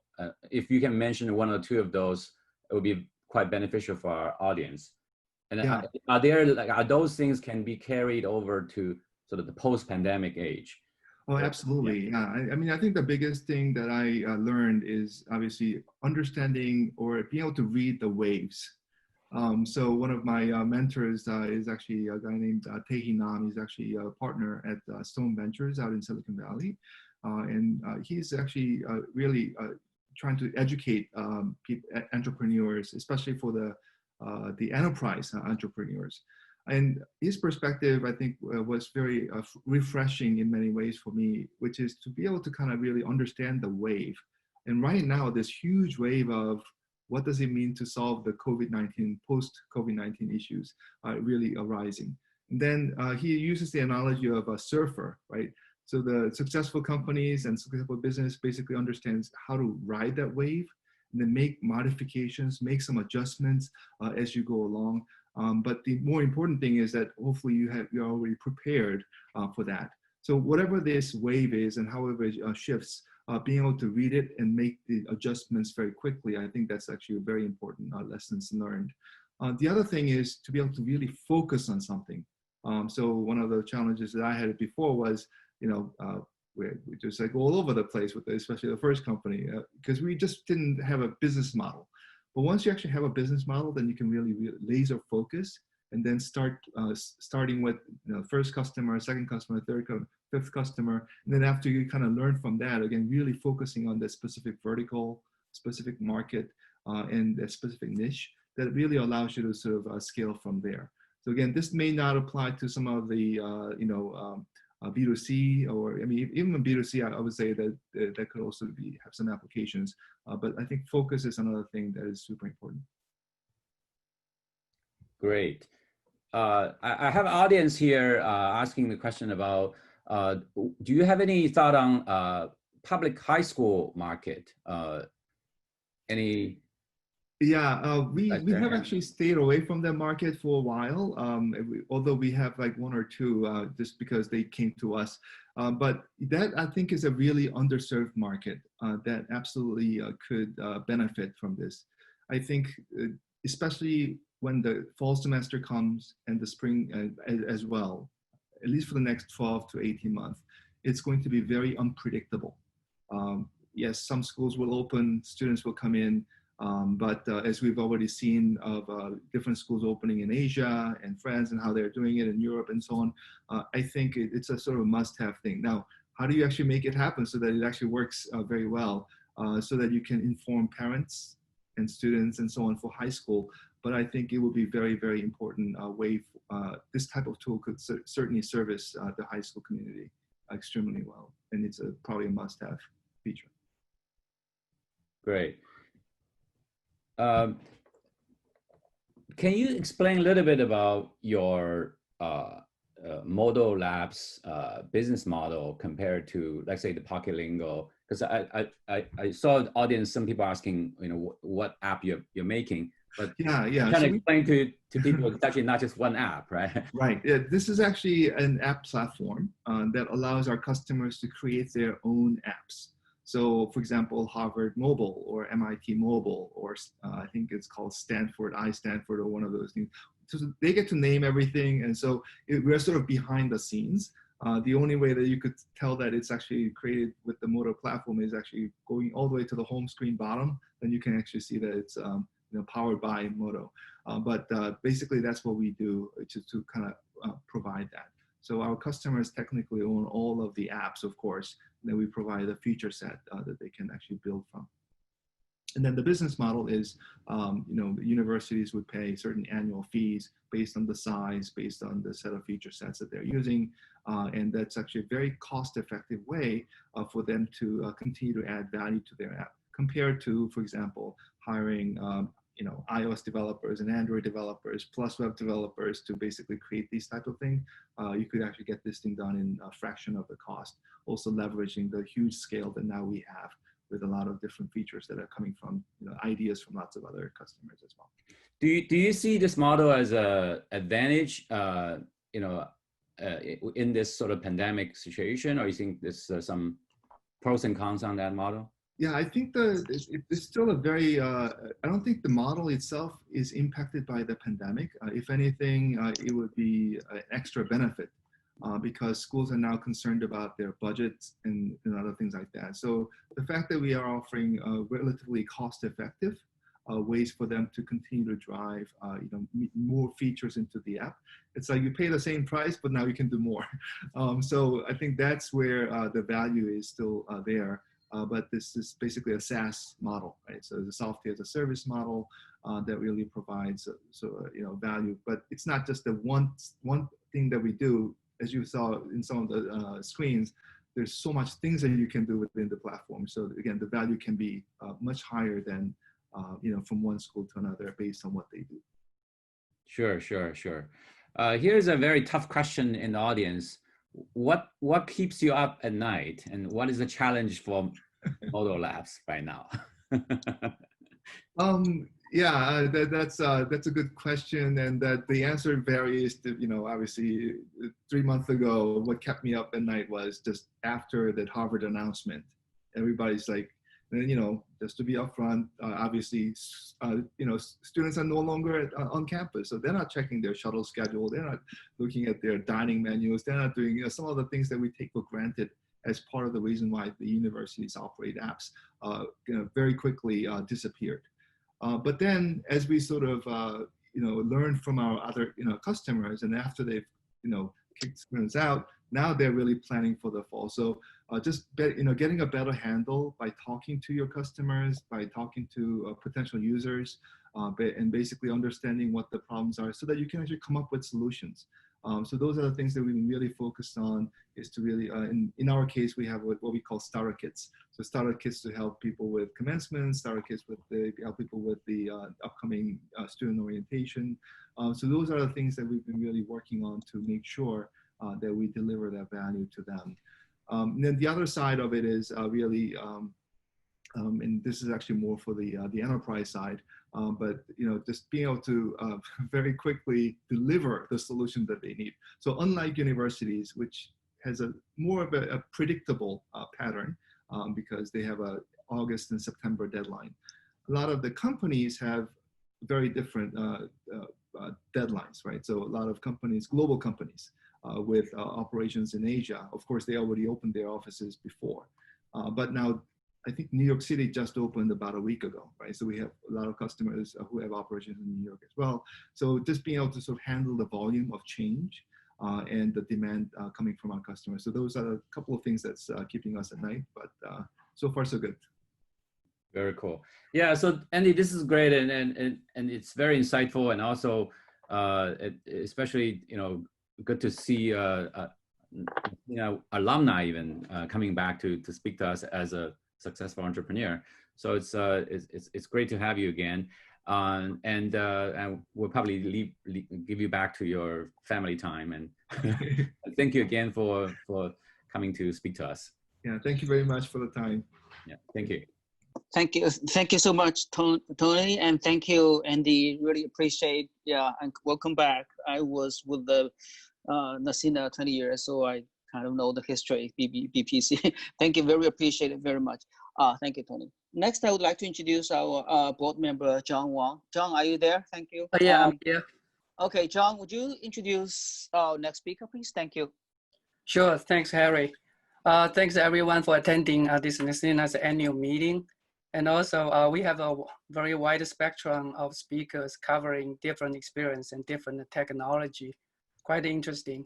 And just actually, if Zoom has the capability to let everyone volunteer to say he's a judge or what's called a perceiver, then every speaker, including me, probably can deliver speech in a better way. Okay, so before I introduce Sean, let me give you a quick story how how I get to know Sean.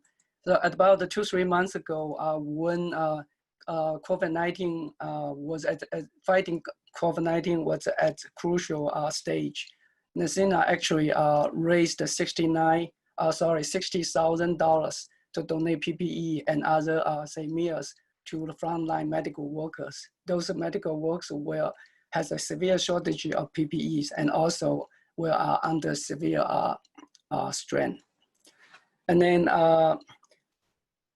we actually donate about 1,500 PPE to 8 MA hospitals. We also donated 400 meals to Leahy Medical Center and also Brigham Women Hospital. The lunch donation was collaborated with a lot of other organizations. Happened in early May. And K2CAL was introduced to us by a doctor, Dr. Shaw in Brigham Women Hospital. So that's how I get to know Sean. And then we were like, it was a tremendously short notice. We decided to donate, make the effort happen on Wednesday, and the meal was delivered on Friday. And the whole task or mission was conducted flawlessly. I am very impressed by the operation of K2CAL. And then so that my point of contact is Sean. And also K2CAL was highly regarded by Dr. Shaw. Then tricked me to learn more about Sean and his organization. So Sean, actually, he is a very young entrepreneur. He immigrated to US when he was 5 years old from Beijing. He grew up in Atlanta area. And then he graduated from Princeton University. After that, he joined Morgan Stanley in the IB investment banking business. And soon after that, he started up the K2CAL as a co-founder. And then the business actually always has up and down. The main business is a website, try to connecting restaurant and consumer. I assume it's B2C. For catering meals. The pandemic actually hit the business harder. Then they quickly pivot to target, try to connect, say, donation local restaurant to a few major cities, including Boston, New York, LA, and a few other cities to donate meals to frontline medical workers. That's how we get to know Sean. And then with the easiness or the development of a COVID-19 situation, Sean and his team is plunging into another pivoting to make the business more sustainable. So without further ado, let's welcome Sean Lee. Sean, are you there? Yeah, I'm here. Thanks so much for your kind words, John. Can everyone see me and hear me? Yes, you look great. Oh, perfect. Cool. Well, yeah, thanks again, John. I'm flattered and humbled to be here today, especially among many more experienced folks. And I mean, not sure if any of the other presenters feel this way, but it's actually nice to do this over Zoom, just because I can read my notes and speech pretty much word for word.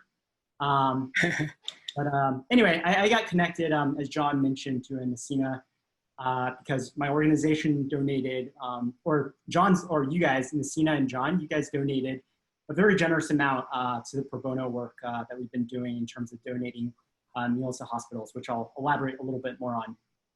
Anyway, by background, I'm the founder of Cater Cow. We're a food tech company. We're a website where you could order catering online. So it's effectively like a Grubhub, which I'm sure everyone knows about, but specifically for catering and group ordering. We've been around for 8 years, primarily been bootstrapped and worked ourselves up to profitability, well, at least before COVID hit. Because our company primarily serviced offices, as you can probably imagine, our revenue tanked by 98% over a week. And when your revenue tanks that much, you have to make a lot of drastic decisions. And most of our peers in the catering market, followed one of two paths. Either one, they decided to hibernate and just furlough all their staff. And most of the peers who followed that path are still, in hibernation state right now. Or two, you could continue to provide your services, but you still have to lay off, 50% of your staff because there's effectively no market anymore for catering, right? Groups are not allowed, offices aren't in the office, and especially if you're, an account manager or a customer support person in one of those companies, there's literally nothing to do except for twiddle your thumbs all day. But luckily for us, we didn't have to pick either of those two options. We kept everyone on board, luckily, and we were able to keep our entire team busy because we listened to what the market wanted. And that's what I'm here to talk about today. And the title of my speech, you see it, it's listening and pivoting to what the market asks, from charity work to changing business models. So I have two stories to share today about listening to the market. I'll share, while I don't have slides, I will have a little bit of a show and tell after each of the stories. So, and just to preface on these stories, listening to the other speakers before me, I definitely have significantly less experience and advice, but hopefully these stories I'm going to share are interesting to you and can be applied to your own business and lives.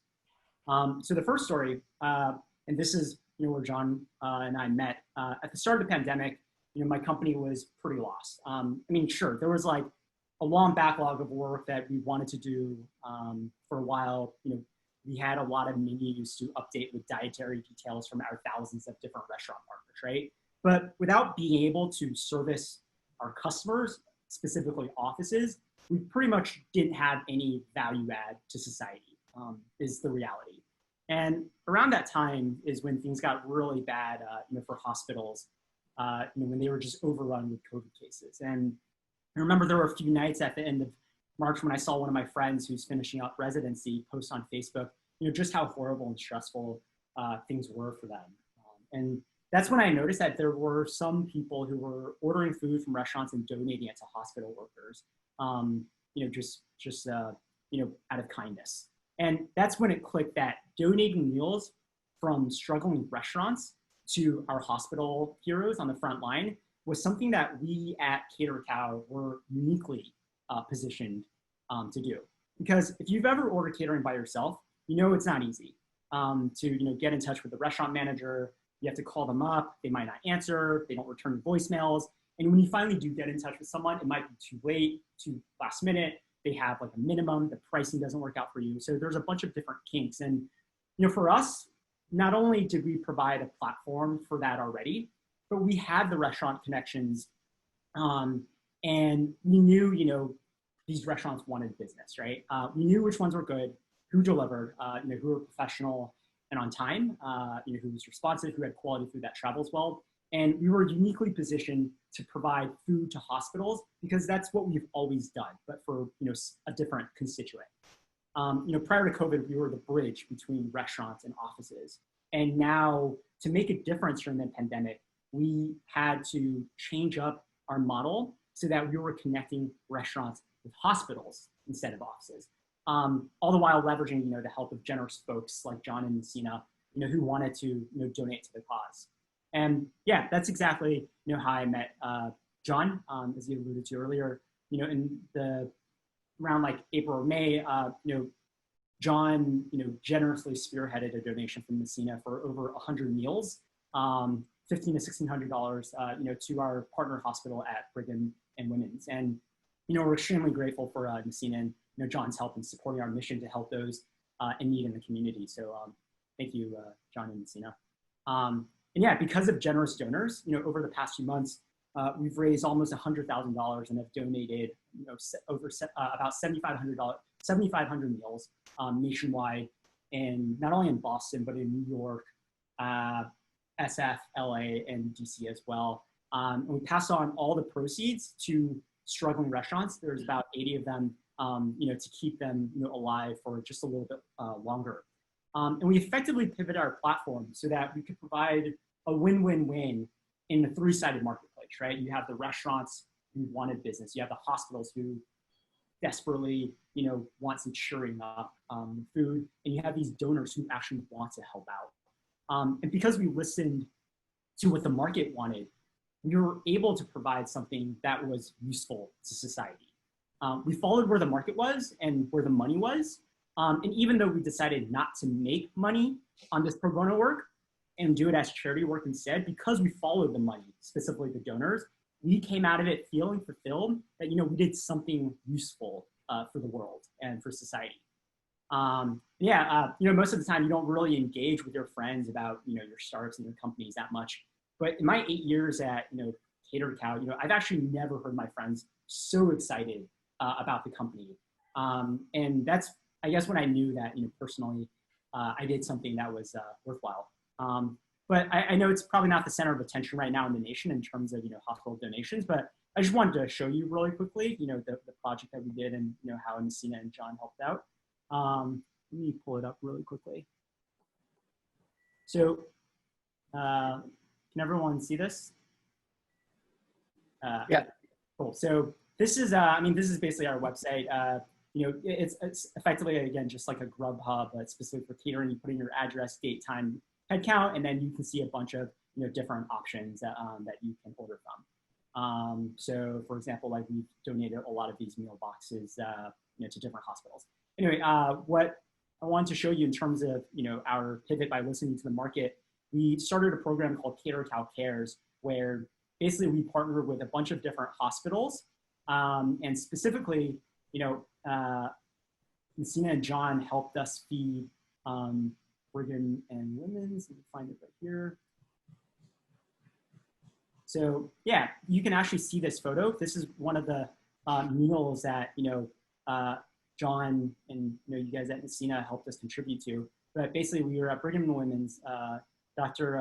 Xiao's team, and you can see they're super grateful for the meal. You can see the sign that they're holding. Thank you, NECINA. So yeah, this is effectively what we've been doing in terms of donating meals to hospitals. Cool. So that's my first story in terms of how the pandemic shifted us to, forced us to listen to the market, to find where the money was, to find where, what people wanted, to do something that's actually useful to society. My second story starts about a month ago. By then, donating meals to hospitals was, pretty old news. People were definitely getting fatigued by donating, personal protective equipment and food. And we were going back to figure out, how do we make money now? And we took a step back and tried to think again, where is the market telling us to go now? And around that time was when, the large food delivery apps like Grubhub, DoorDash, and Uber Eats, they were getting a lot of media attention for charging restaurants, an astronomical commissions, right? I'm sure a lot of people who order food catering, how the business model roughly works. Like the app takes a cut from the restaurants. And all these restaurants who couldn't do dine-in and, were forced to pivot to delivery, put them at the mercy and becoming reliant on these traditional food delivery apps. And there was a lot of scrutiny on the commissions, that totaled around 30%. And ironically, though, these apps weren't actually making money themselves. Because if you think about it, and if you order food delivery, you know that if you order like a $13 pad thai after tax, service fee, delivery fee, tip, it totals around like 20 bucks. So you think that everyone's making a lot of money, but in reality is that the unit economics don't actually make sense for the platform at all, because you still have to pay for the labor of the delivery person, which is actually pretty expensive, right? Because if you think about it, if a delivery person takes half an hour to deliver food to you, that's roughly equivalent to roughly call it $7 for that 30 minutes, right? And there's not that much money to be made, especially if you're only getting a $13 pad thai. So the unit economics don't actually work for anyone. It's bad for restaurants because the commissions are high, and the platform isn't actually even making that much money because they have to shell out so much money, especially if they're doing the delivery themselves. So we decided to tackle on this problem at the end of last month, through a different approach, right? So traditionally, our core business, catering, has encompassed any situation that calls for a group of people to eat together. And we believe that that definition could be extended further into food delivery, where a broader definition of catering could just be feeding groups of co-located people who don't necessarily know each other. So while restaurant margins have historically been pretty small, catering has always been pretty profitable because of the economies of scale, right? Like preparing a meal for 10 people allows scale in every aspect, from preparing the food, buying the food, delivering the food. And the question we asked ourselves was, can we cater to multiple people in a building, in a neighborhood, even though they don't know each other? And because that way the delivery costs would be spread out among different people so that we can make food delivery cheaper for the diner. And also at the same time, we save enough money from a batch delivery so that we wouldn't even have to pay, or we wouldn't even have to charge our restaurants a commission in the first place. And that's when we launched our newest product about a month ago, called Fare. It's currently only in operation in New York, but Fare, spelled F-A-R-E, is a food delivery service. There's no minimum, where you can order from like a gourmet and an affordable menu specifically curated for your neighborhood or for your building. And our goal is to hopefully reinvent food delivery in a way where you can order by yourself, but operationally the delivery comes jointly with others. And the benefit of that is that it's fair and sustainable to our restaurants, to our eaters, in terms of not charging them a high price. It's also sustainable for us as a business. So it's a win-win-win for everyone in this ecosystem. And we're seeing a lot of initial traction in the past few weeks. We've been seeing some customers who've already ordered 10 plus times already in just a few weeks. And we've seen buildings who are interested in effectively providing food options to their tenants. And since we're pulling the orders together, it minimizes the number of delivery people at choke points like the lobbies and elevators, which reduces like foot traffic and congestion. So, and going back to the topic of my speech, we listened to what the market was interested in, and that's the key thing, that's similar to donating to hospitals. The market was interested in finding a solution that was fair and sustainable for restaurants, diners, and the food delivery ecosystem. And hopefully in the coming months, we can execute it, in the coming months. So let me actually just share that really quickly so you guys have a good idea of what I'm talking about.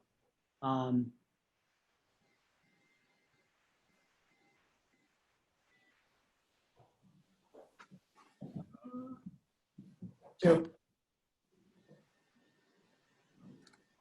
again, our main site allows you to order catering, right? And then for catering, this specific package menu has like a minimum that needs to be met. It might be like a 10-person minimum or a 20-person minimum or something like that. But with our new model, basically what we're saying is that instead of group ordering, you can still group ordering for for an office. You can group order within your building in your neighborhood. So here, for everyone in 1585 Broadway in New York, you have this limited and curated menu that you can order from. So on Monday night, if you worked in investment banking, as I did at Morgan Stanley, and in the evening you wanted a food option, everyone in your building can order this menu, and it will all get delivered together. So yeah, we curate these menus very specifically so that we make sure it's super high quality, but also at the same time, the most important thing is that the restaurants get pretty much all the proceeds. And at the same time, we're reducing the price related with delivery, which is oftentimes really expensive. Cool. And that's my second story. So I laid out, two things that we've done here at CaterCow during these crazy times by listening to what the market wanted. I want to end this talk with, for those two things, so the hospital donations and pivoting to individual style or to food delivery, were those two the right products and pivots and strategies to go after? I honestly don't know right now. It's too early to tell, right? I mentioned at the beginning that half our competitors are hibernating after furloughing everyone, and then the other half laid off a good chunk of their team. Could we have done that? Yeah, absolutely. Could I have been more careful and fiscally responsible by laying low and cutting payroll during these super rough times?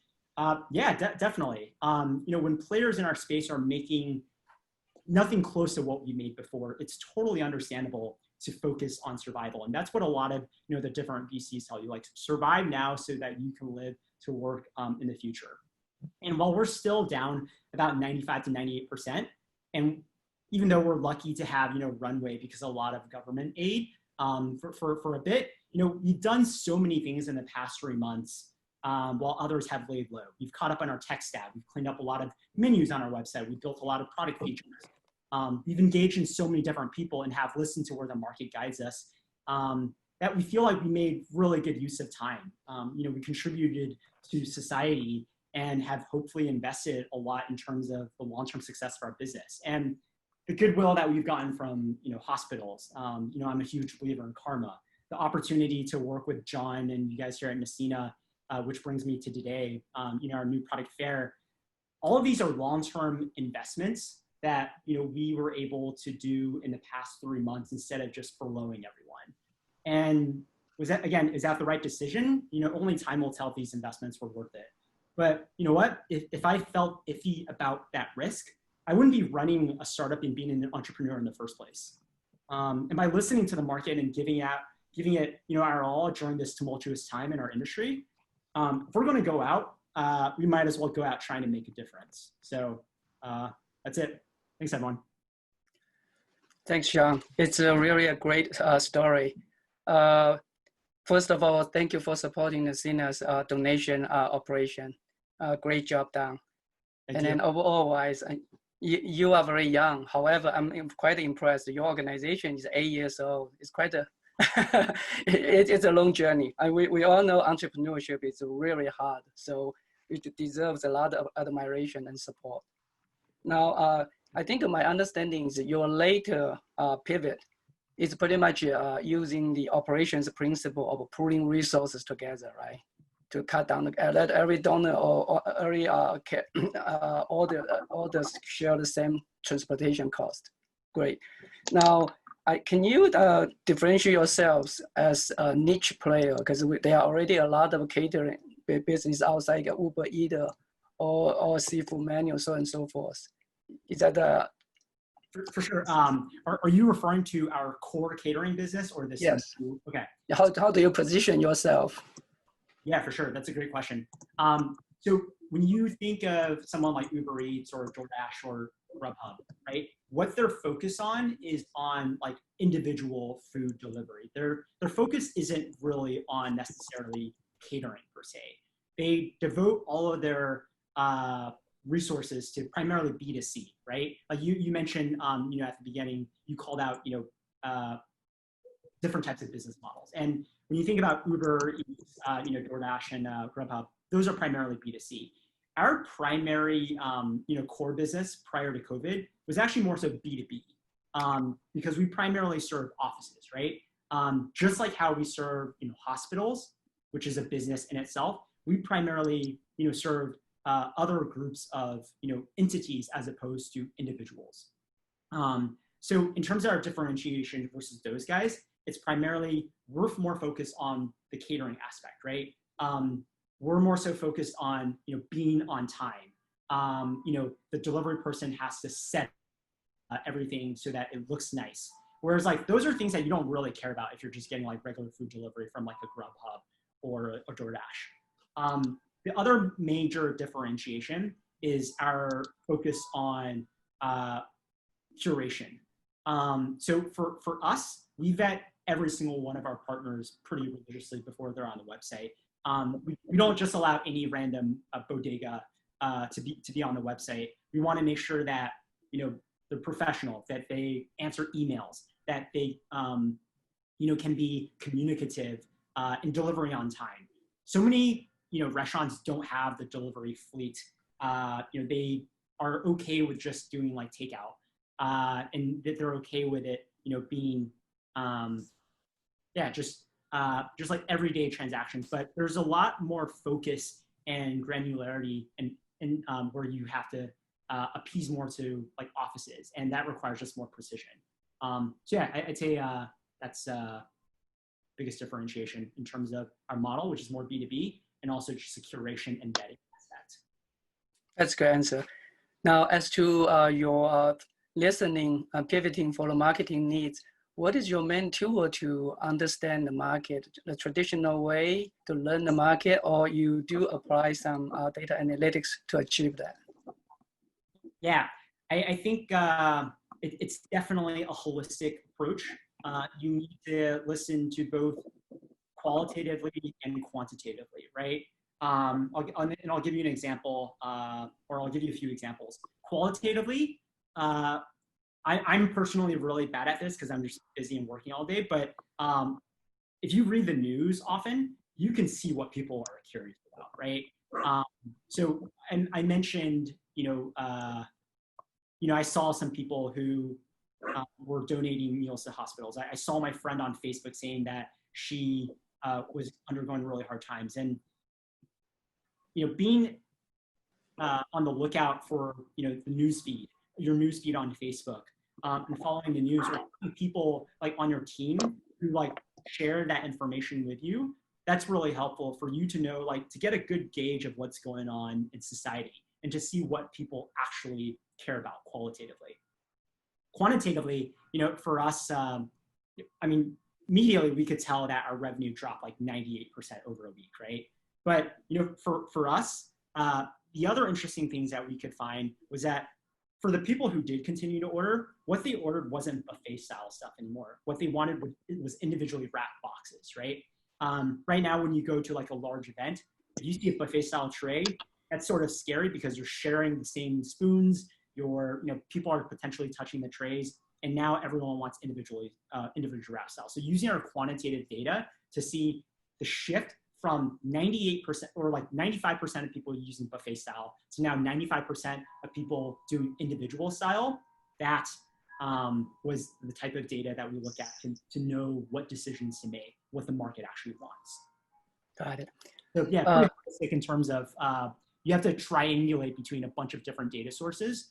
And the one thing that I didn't mention is you have to be perceptive of what your team wants to do too, right? Like if we're making these pivots like every other day, my team is going to be so upset. They're going to be extremely unhappy with like the change in direction. The company that they joined a few months ago or a few years ago might not be the same company that they want to be at in the future. So even if you look at the market, at the end of the day, you have to triangulate that with what your team wants in life as well. That's good answer too. Now, maybe that's the final question coming from our audience, from Tony Ho. It is related to his professionalism. He's asking, can you also, in addition to what I asked, can you leverage other technologies such as use robust automatically deliver the food of that? That's a really great question. And, going back to, our model for our new product Fair, right? Where we're essentially batching together deliveries to spread out the delivery costs. The core assumption behind that is that, by the way, there's a bell right next to my apartment. So if you can hear that, sorry about that. Hopefully it'll stop soon. That's okay. Basically, our core behind Fair, right? It's basically spreading out the delivery costs. And the core assumption behind that is that labor costs are expensive, right? I'm sure everyone knows if you go to China and you look at, like Kuaidi and like just like really quick deliveries, whatever it is, right? You get it the day of, you get it like super quickly. And part of the reason why you could do that and operate as a business is that labor is so cheap in China, right? Like there's so many people and everything like labor related is just significantly more affordable to do things like that with labor. And delivery costs in the US are expensive because labor isn't cheap, right? Especially when you have like minimum wage. And I think Tony has a great question in terms of like delivery robots to help reduce delivery costs, because that is something that structurally can change up food delivery. Right now, the structural problem with food delivery being unprofitable might not be able to be solved even with scale of Uber Eats or DoorDash. And that scale might not solve it because no matter how big scale you have, the delivery costs might not be able to be decreased to a point where it's legally allowed. And that structural problem can effectively be solved with delivery robots, because then you effectively don't need to pay the labor cost. You can have much cheaper options. I think this is something that I think 10 to 20 years down the line, where I don't know much about that space, but I imagine it's something that isn't in the immediate and near future, especially in crowded cities. Where these types of technologies are probably harder, in my opinion, to implement, just because of just like a lot of random noise everywhere in densely populated cities. But I do think that this is something that will structurally change the entire food delivery industry in terms of decreasing costs significantly. So I think it's a great question. Yeah, and it would definitely improve profitability and differentiation for all these delivery apps. I think the question in my head is this something that I can think about in the short term? And I think the answer in my head is I think we're a bit far from that as of right now. Great, thank you, Sean. I think we are behind schedule, so I have to keep those we have a few good, interesting questions, but we have to keep them later during the network section. If you are still around, please hanging out with our audience. Cool. Great, okay. Thank you, Sean. Thank you so much, Sean, and thank you for your help on helping NECINA to donate our food to Brigham and Women's. Really appreciate that. Also, John, really appreciate you moderating this section. So next we are going to move on with our agenda. Okay. So next, I'm going to introduce our next speaker, and Dr. Ming-Sheng Hong. Ming-Sheng, you can share the screen when I'm talking about introduce you. Dr. Ming-Sheng Hong leads the engineering work of Google's TensorFlow runtime, the AI infrastructure. Prior to his role, Ming-Sheng worked in a big data engineering leadership role at Google, HEDAP, and HP Vertica. During his 5 years at Massachusetts, from 2008 to 2013, Ming-Sheng was fortunate to volunteer at NECINA and served as 17th president during 2012 to 2013 team, which, by the way, we had a video showing before the conference starts, and if we can show it again later, just a few minutes, you can see the annual conference.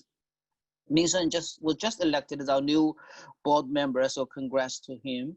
Ming-Sheng obtained his PhD in computer science degree in Cornell, and co-founded the Microsoft CEDR research project, commercialized as SQL Server Stream Insight. Ming-Sheng has given talks, lectures, and demos at industry and academic forums such as TensorFlow Developer Summit, Hadoop World, and Harvard Business School. So the title of this presentation is The Future of Big Data and AI Infrastructure. Correct? Let's welcome Dr. Ming-Sheng Hong. Ming-Sheng, are you there? Okay, thank you, Harry. So hi, everyone. I'm Ming-Sheng, and I want to first thank Harry and other event organizers for inviting me back. Also, thank you, Sean Lee, for the very inspiring talk. I really enjoyed the talks from other speakers, and I find them very insightful.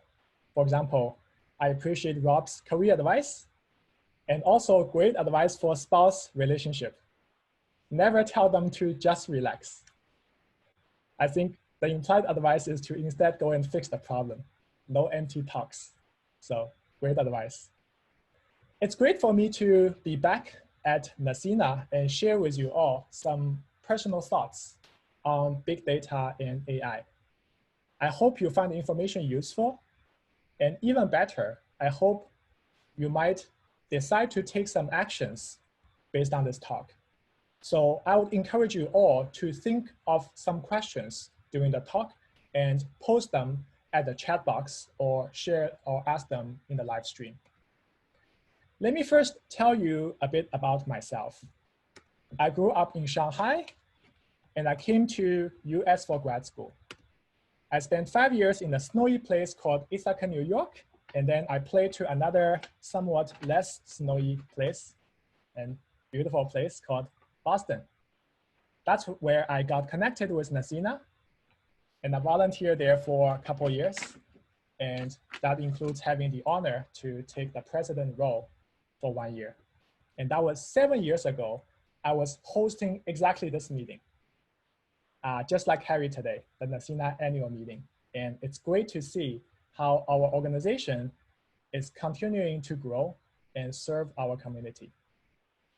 For family reasons, I then moved down to Bay Area 7 years ago, and I have been living in a town called Fremont.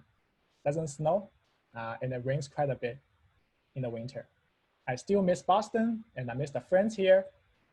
Ironically, partly thanks to COVID, I got reconnected to NECINA, and the geographic distances now seem to be just fading away in the era of work from home and online events just like this one. So COVID is painful. Pandemic is not easy. There's a lot of challenges and hardship. I just want to cheer everyone up a little as well. I think that COVID is also an equalizer. For example, earlier, Rob talked about some trainings and tips about working well with remote team. Working with a remote team is never easy. But now guess what? Everyone is remote. Even if I want to work with my neighbor, I prefer we collaborate online, remotely. So I think it could be a good thing. The zip code and location should not define who people are, and it equalizes the playing field. I hope we can all leverage in the new opportunities that are brought to us. In this talk, I'll first introduce to you big data and AI, two exciting technical fields in the high-tech and software industry. They're also both personal to me because I started my career in big data and now I'm moving in AI and I still deal with a lot of data. So I will start by talking about big data and AI. I'll tell you then some of my half-baked ideas of the future opportunities, and I'll end the talk with some career advice that I wish I have been given 10, 15 years ago, and I hope you will find it useful. So first, let's talk about big data. Big data is the industry that provides the software tools to gather, store, and analyze a large amount of data. It has a wide range of applications, and it also has seen a lot of interesting technical innovations over the last decade or so. For example, Vertica, where I took my first job, it focuses on building a large-scale data store, also called a data warehouse. And that's where people can do very fast data analysis.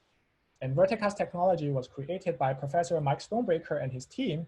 And Stonebreaker later went on to receive a Turing Award winner, the highest level of recognition in computer science field, also known as the counterpart of the Nobel Prize. The company was a reasonable financial success.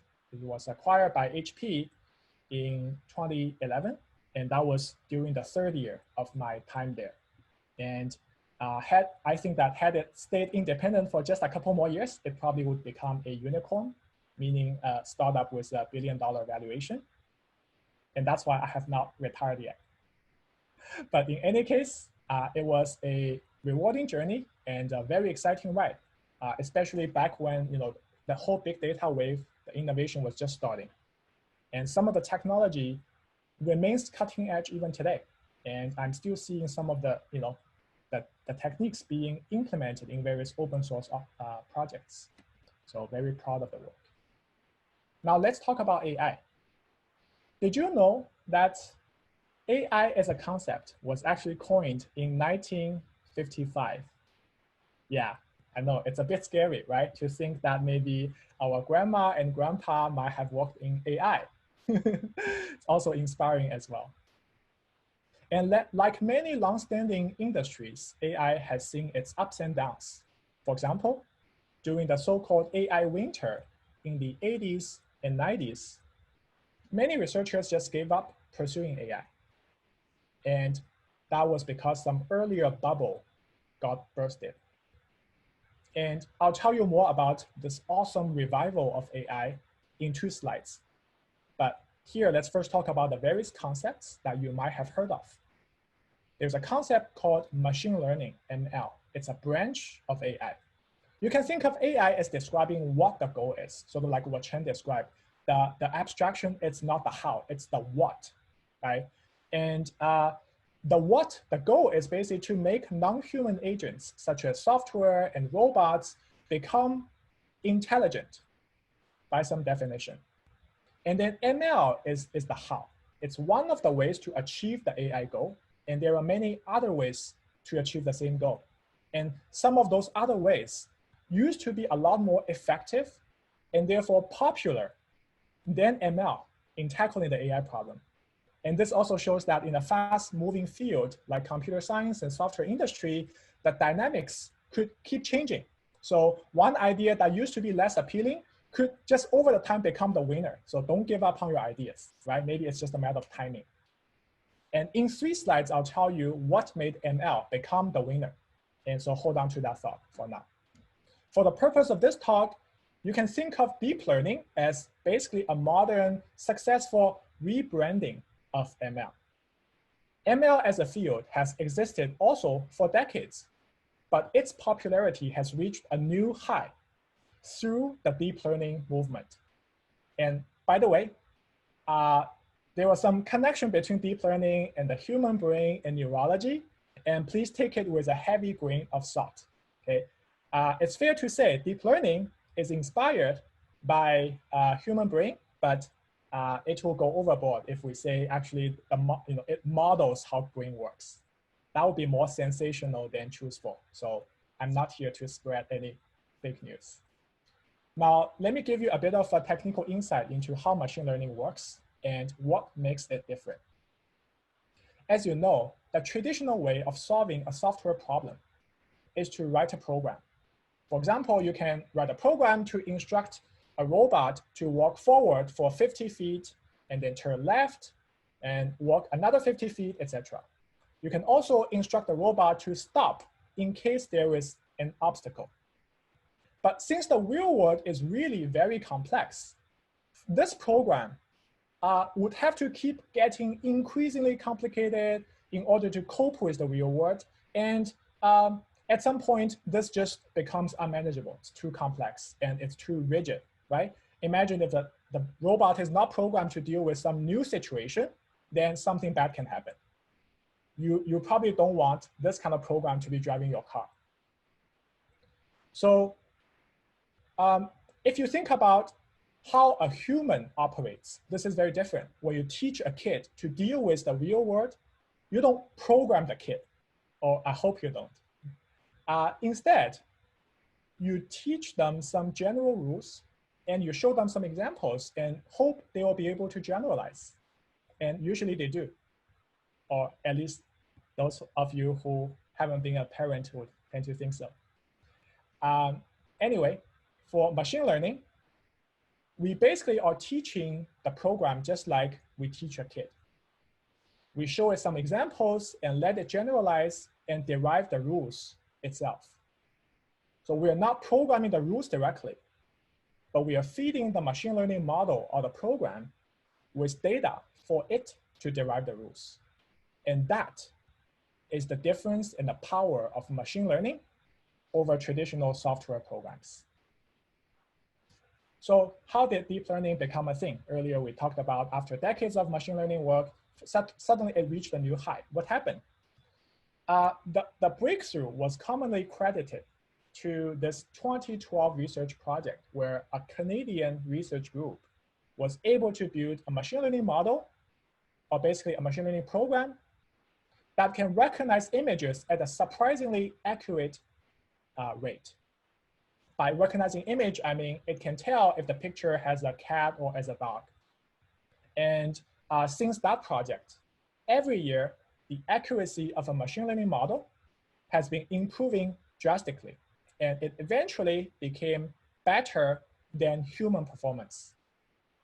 And that is, there are photos that you and I might not be able to tell, right? If it's a cheetah or a mountain lion, but the ML model would know. And of course, in addition to this amazing advancement in image recognition, ML has also achieved many other breakthroughs, such as natural language understanding, self-driving cars, and playing video games and board games. So what led to these breakthroughs? Well, there's really a convergence of three major factors. First, you have big data. Now we're able to take more photos, more videos, digitize more data over time. And recall that you need data to feed the ML model. So the more data and examples you can provide, the better the model will be able to run, to learn. Secondly, the computing power. More powerful GPUs and other accelerator devices are being created continuously to fulfill the increased demand from machine learning and other domains such as 3D modeling, movie rendering, and yes, video gaming. And maybe Bitcoin used to be a thing as well. I don't know.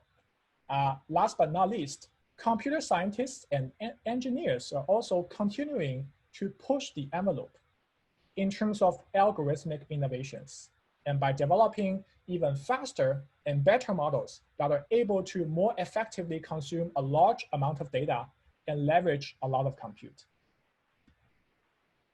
And that leads to my current project, where we're building the runtime infrastructure of a popular machine learning tool you might have heard called TensorFlow.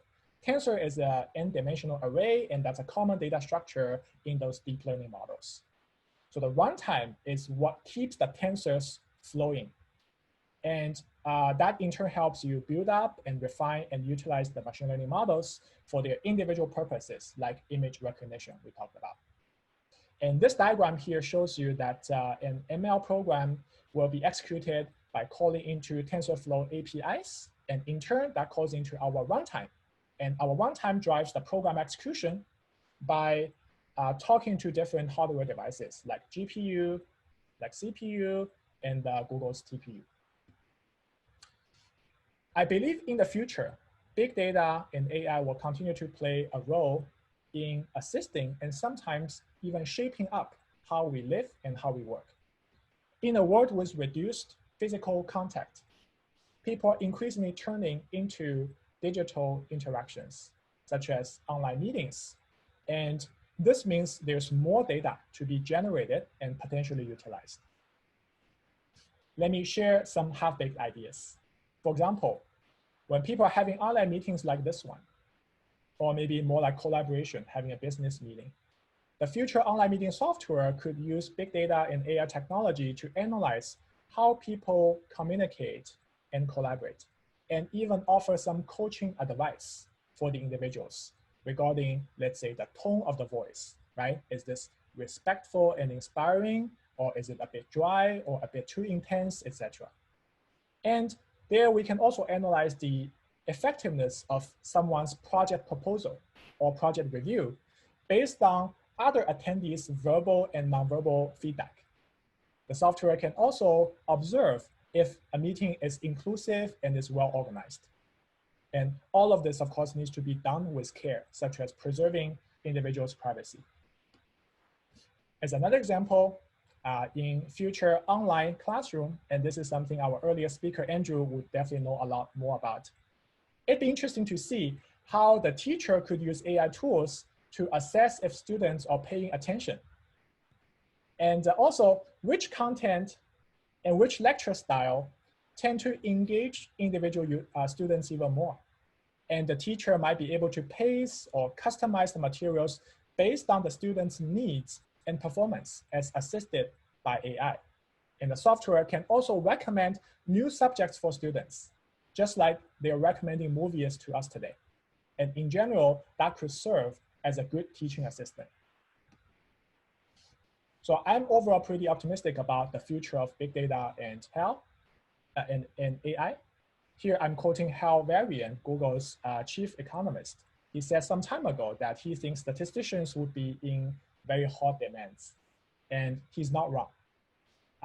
Today, many of the software engineers and machine learning experts play the role of statisticians by effectively handling data with increasingly more sophisticated algorithms and more machines. So if you are thinking about your own career, and big data and AI might be among the options to consider. Now, even if you tackle big data, I would recommend you start small and stay grounded. A good analogy here is hiking up a mountain. When you got started, the mountain top might look intimidating, and you might not have a good idea how to get there, but don't get discouraged. You can just take one step at a time, and before long, when you look back, you might be amazed at the progress you have made. So I would suggest that you not overly compare yourself with others, where some people might appear way ahead of you. There's no use in doubting whether you could ever get there. It's not productive. Instead, compare more against yourself, your past self, and enjoy the journey of continuous improvement. In addition to climbing higher, I'd also recommend you dive deeper. Try and build more knowledge and not just accumulate facts. When you have gained 10 years of experiences doing something, it should not be 1 year of experience repeated 10 times. And depth comes from making a special effort to try and connect the dots, find common patterns across different subjects, and borrow ideas from one area to tackle problems in another. For example, even though big data and AI technologies might appear very different at the surface, under the hood though, these software tools are built based on the same set of software engineering principles, such as modularity, extensibility, robustness, etc. And I found my own journey of transitioning from big data to AI to be satisfying, since it allowed me to revisit my past knowledge from a new angle, help me generalize my learnings, and make the knowledge more portable across different domains. And as Chen said earlier, making the knowledge and the practice more reusable across domains is a critical thing going forward. Last but not least, in addition to focusing on growing yourself, try and stay connected and informed, and constantly find ways to give back and to add value, help others.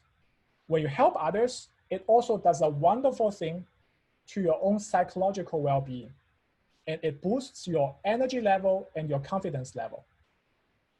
I truly believe that in a world filled with distractions, where what we need is not only good time management, but we need energy management. And if you can focus on something that you find meaningful and motivating, you will be able to get more out of yourself, and you will also feel good. So in closing, thank you for your time, and thanks again for Harry and NECINA for inviting me over. If you have any technical or career-related questions on big data, AI, or software industry in general, I'll be happy to chat about them over time. And we had a very good NECINA career discussion maybe about a month ago. And I'm still working on editing the video and trying to get them uploaded to maybe YouTube. And I'll be attending more such events at NECINA. And I look forward to seeing and interacting with many of you there. So thank you, folks. Thank you so much, Minsen, for your wonderful presentation and talk, and welcome back, truly. So that's one of the good things that COVID-19 did, that we can kind of connect together and invite you back to be part of the NECINA community, truly. So yes, thank you for your contribution also to the career panel discussion. Yes, really appreciate that. Does anyone has any question for Minsen right now? Do you have comment on Chinese AI advancement versus use? Tony, Minsen, can you comment quickly on this AI development on the chat room? I think both countries are doing very well, working very hard, and I would love to see even more technical advancement regardless of geographic locations. Okay, thank you. Anybody else has any questions for Minsen? Yeah, since Minsen is our last speaker, we have a few minutes that I will let everyone to ask if we have still prior speakers available, and anybody can use our chat room to ask questions to Minsen and all the other speakers. Just a few minutes because we are kind of behind. Anyone? Let me see. Chat room, any questions? Minsen, they're asking about TensorFlow 2. TensorFlow 2, you want to comment? Yeah, thank you for the question. This is probably quite specific for this audience. So I'll just quickly say TensorFlow 2 is a huge step forward compared to the earlier TensorFlow 1. And it has solved a lot of usability issues. That being said, there's still a lot more room for improvement, and we're working hard on that. Okay, thank you. Any other questions?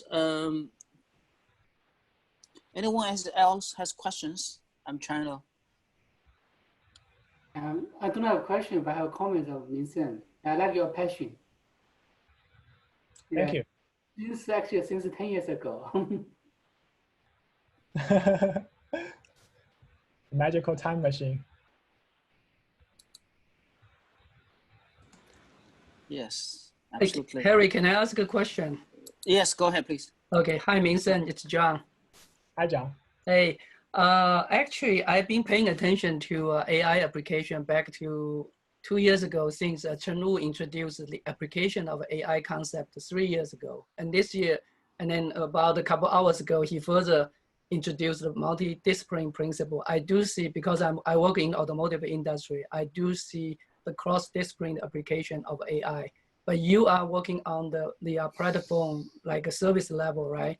Do you see the trend of other industry, set aside, say, autonomous driving wise, applying AI to their application, such as mechanical engineering, chemical engineering? How to use that? Can you cast some insight or advice?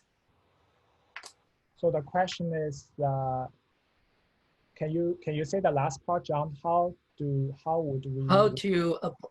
Because I think AI has reached its maturity as a Microsoft Word Office tool for any other cross-discipline engineer to use it.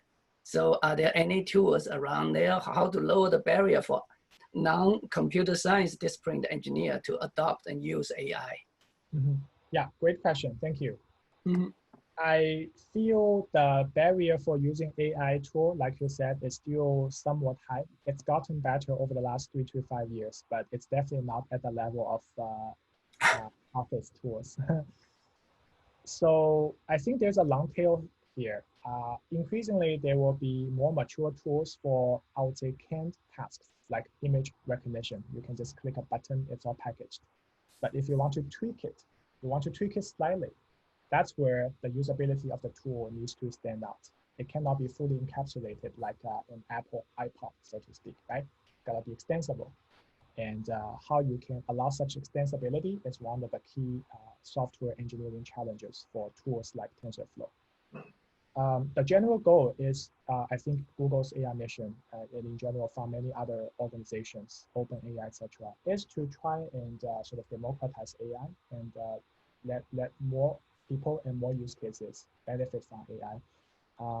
For example, there's a lot of investment into not just building the tool, the documentation, but also provide the tech talks, some of them for free. Just try to share the knowledge. And open source movement is also a critical component where people can feel a sense of participation, not just wait for some software to be released. They can participate on a day-to-day basis. So there's still a long way to go. But yes, the goal is to make AI eventually be easy to use and also safe to use. And there's still a lot more work to do. Great, thank you. Okay, thank you, Minshen. Thank you, John, for asking questions. Since we are kind of behind the schedule, and I just wanted to remind everyone that you can keep this meeting going, use the chat room on Zoom to communicate with the speakers and to do a networking with all the NECINA officers and volunteers. Also some of the speakers may hang around. So we will close the Zoom chat room at 3 o'clock Boston time. Also, you're welcome to join our WeChat if you use WeChat. We will keep our communications going. Okay, great, fantastic. Thank you, Minshen, again. Really appreciate your presentation and welcome back again. I'm going to move on to the next agenda to conduct our NECINA business, if you will. First, we're going to move into 2019 and 2020 review. As everybody knows, in NECINA, we have three major themes. One is technology and innovation.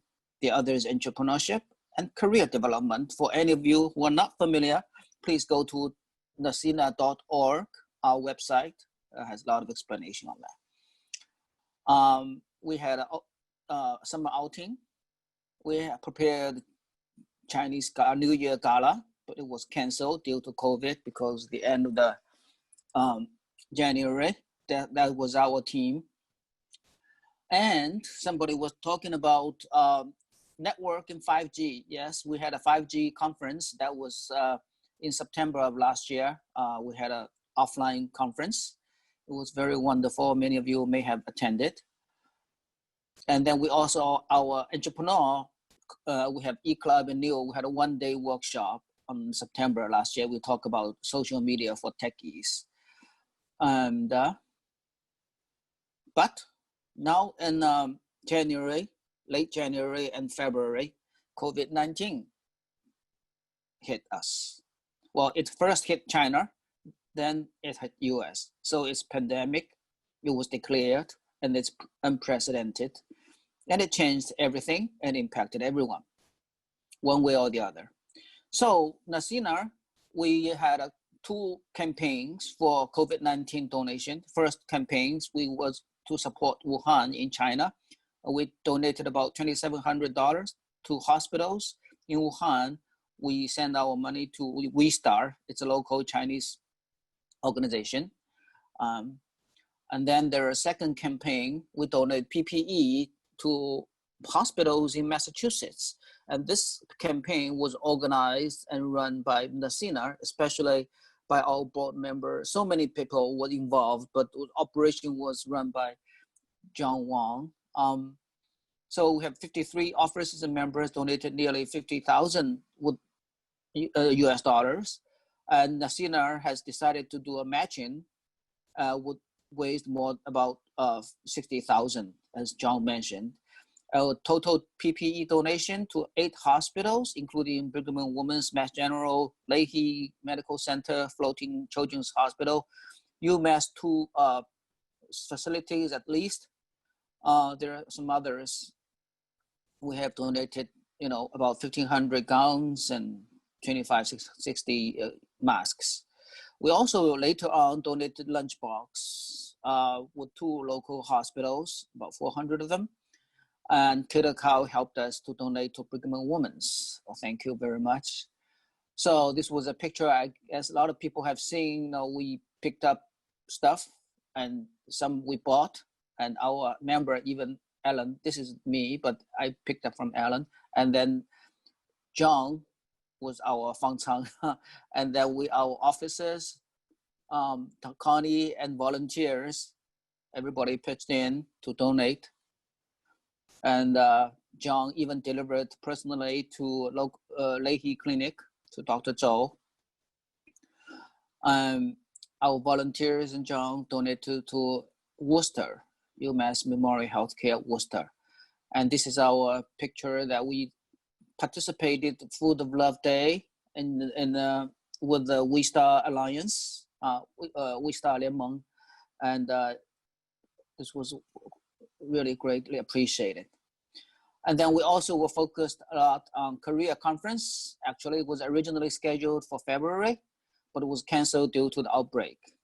We had a lot of preparation. We originally confirmed about 30 speakers, mentors, mock interviews, and resume critics under the leadership of Connie Dai.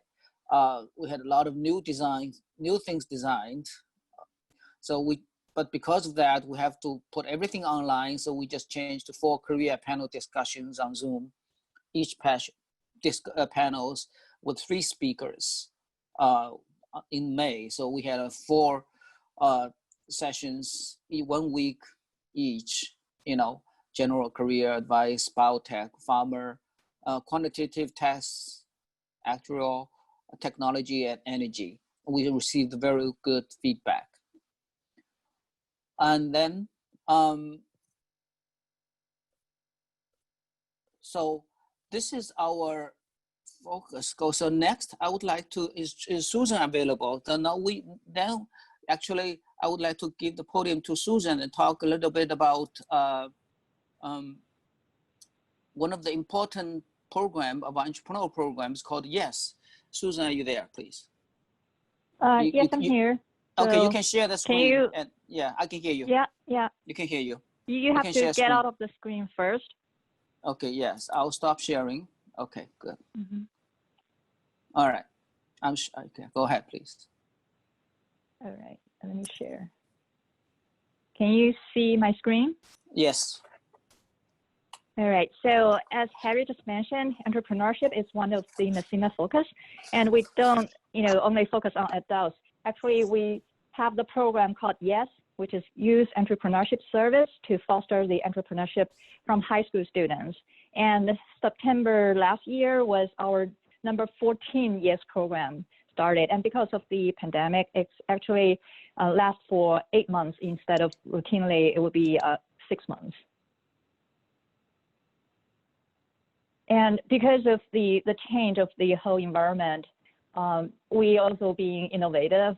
And in the beginning, the first half, we had the physical meeting face-to-face, and later on we have to adopt the Zoom meeting, remote mentoring, and also using online tools. And we have volunteers coming from the NECINA leadership team and also the network. And we also have, previous YES members who really feel benefit from it and come back to support. So altogether, we have 300 volunteer hours put together into this program. And initially, we have 60 students sign up from 40 different high schools in 25 towns. And at the end, 18 of them carry through the final session that they formed 5 teams. And 3 students, after the final pitch of their business plan, they were actually approached by employers and offered summer internship. And we'd like to take this opportunity to thank our sponsor, Thermo Fisher Scientific. Not only they provided the monetary sponsorship for the program, they also provided the physical venue for the initial half of the program's meeting, and also the IT support, the security support, and they also have people provide as the speaker, provide some of the sessions, and also the mentors. So really thank you for Thermo Fisher Scientific for that. And here's the 18 students who carried over to the final of the program.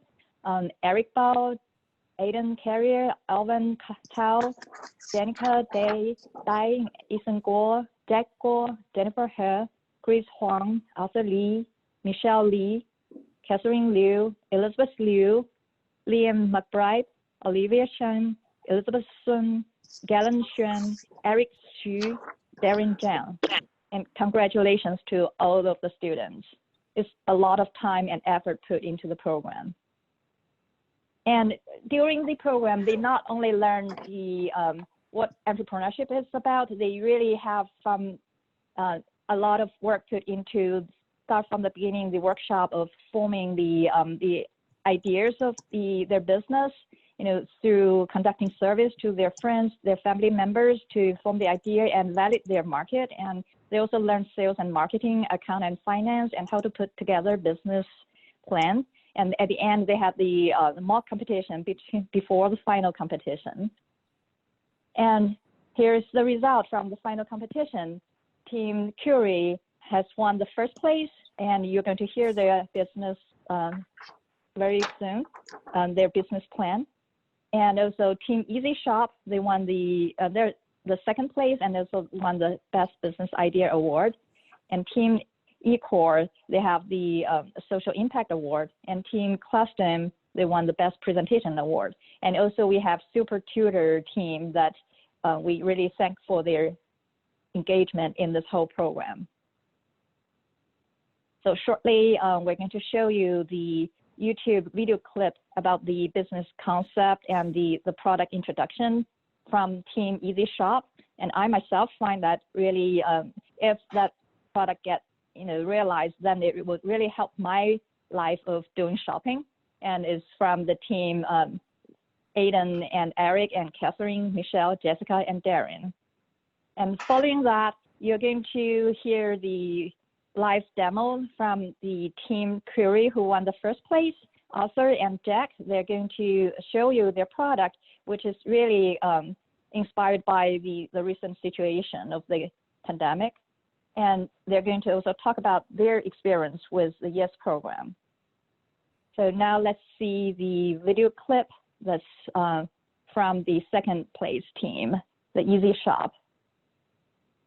Okay, thank you, Susan. Susan is our director of YES program for the last year and will continue to lead our YES program next year. So Xujian, can you show, Susan, you may need to stop sharing your screen. Do you stop sharing? Okay, Xujian, you can go ahead. Yeah. And, okay, great, fantastic. Xujian, you can go ahead. Yeah, I'm coming. Okay. So this is for the second team, Easy Shop. They made a video and then presented on YouTube. You can check it out, guys. Easy Shop Group, and we'll be speaking a little bit about our product. So the problem that we found is that shoppers nowadays have a very hard time finding specific products inside stores, and sometimes it takes them a really long time and they end up wasting time and overspending. And stores have a really hard time drawing people into their store, and customer service reps are ineffective and cost extra money for the store. Lastly, intermediates like services like in Instacart often have a difficult time finding the correct product that a buyer is looking for. Because of this, we've decided to develop an app to help revitalize the shopping experience. Easy Shop uses an innovative deep learning navigation technology utilizing in-store magnetic positioning that will track the position of the user while inside the store, while identifying the location of specific products and map out a route through the store based off of the consumer's shopping list. Here's how the user would use our app. First, they would select the stores that they want to shop from, or if they prefer, they can decide to search all stores available for a single item. Then they input their shopping list by searching for or selecting items. And lastly, all they have left to do is press Go Shop, and our app Easy Shop will plot the shortest possible route using our algorithm to pick up all the shopper's desired items. We plan to have a test version of the app done in 6 months, as well as partnerships with a major supermarket in order to test. By 12 months, we'll release the app to the App Store, as well as introduce paid services in different modes like wandering or relaxed shopping. After 18 months, we'd like to expand beyond grocery stores to malls and department stores and make any needed improvements to the AI and algorithm. We're also planning on implementing targeted and personalized ads. Marketing is a crucial component of our business plan. To start, we plan on acquiring customers through releasing content on free social media platforms like Instagram, TikTok, Snapchat, Facebook, WeChat, etc. We also plan on launching a YouTube ad campaign to attract viewers. This targets adults and younger audiences. And because of our partnerships with stores, We plan on putting ads inside the store, on windows, on coupon books, and reusable bags that the store sells or gives out. This will better target local customers and senior citizens who are less familiar with social media. In general, each ad will have a QR code to our website, so it is easy and quick to learn about our services. We plan to make money through ads and our subscription service. On our app, we'll run banner ads, which play for 15 seconds each and will earn us $3 per 1,000 views. We will also run interstitial ads, which are video ads that take up the entire screen, and these pay $10 to $20 per 1,000 views and will play once the user opens the app. Assuming that the user opens the app 5 times a week and spends 30 minutes shopping, we predict that our app will make $520 of ad revenue with 400 free users. And if 1 in 5 people subscribe to our service, we will make an additional $400 from the 100 paid users. In total, we predict a total of $920 of revenue each month with 100 paid users and 400 free users. And thank you for listening. If you have any questions, you can contact us at this phone number or at the email listed below.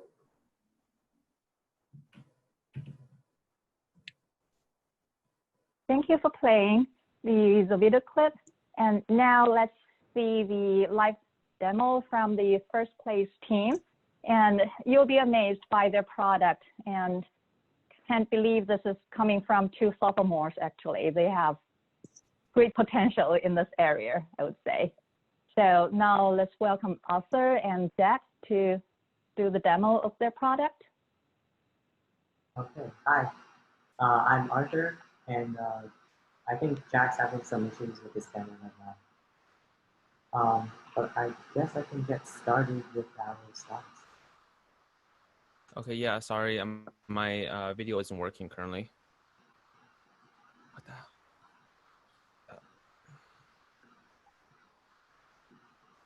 Okay. Okay, I guess I'll go without video for now. Okay, hello, we are Curie. We're using advanced technology to combat misinformation and viruses. So I'm Jack Gould. I'm a sophomore at Winchester High School. I work in UX, UI, and product design. I co-founded RepairBox, which you can see the website right there.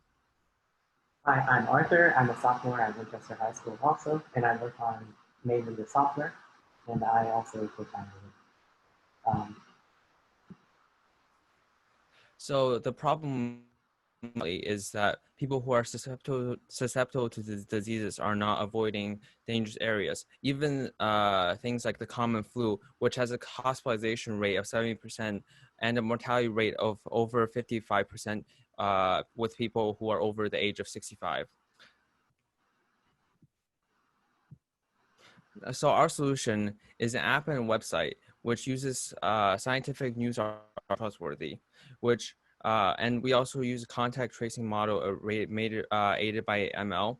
But unlike traditional contact tracing, we are not trying to invade people's personal information and privacy by tracing their location at all times. And then we can imagine that you can get a virus location like you get the weather report. So we are also giving so people who are vulnerable, like elderly and the young, more information so they can avoid dangerous areas and stay inside or more cautious when going out. We also we had the idea before the COVID-19 pandemic. It was originally intended for the flu, but after the pandemic, I pivot this idea to more than COVID and more viruses. All right, so I'm going to give you guys a demo of our app.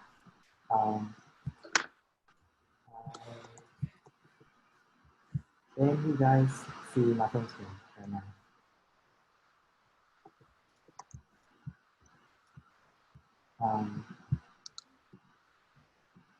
All right, I guess I'm going to assume that you guys can see my phone screen right now.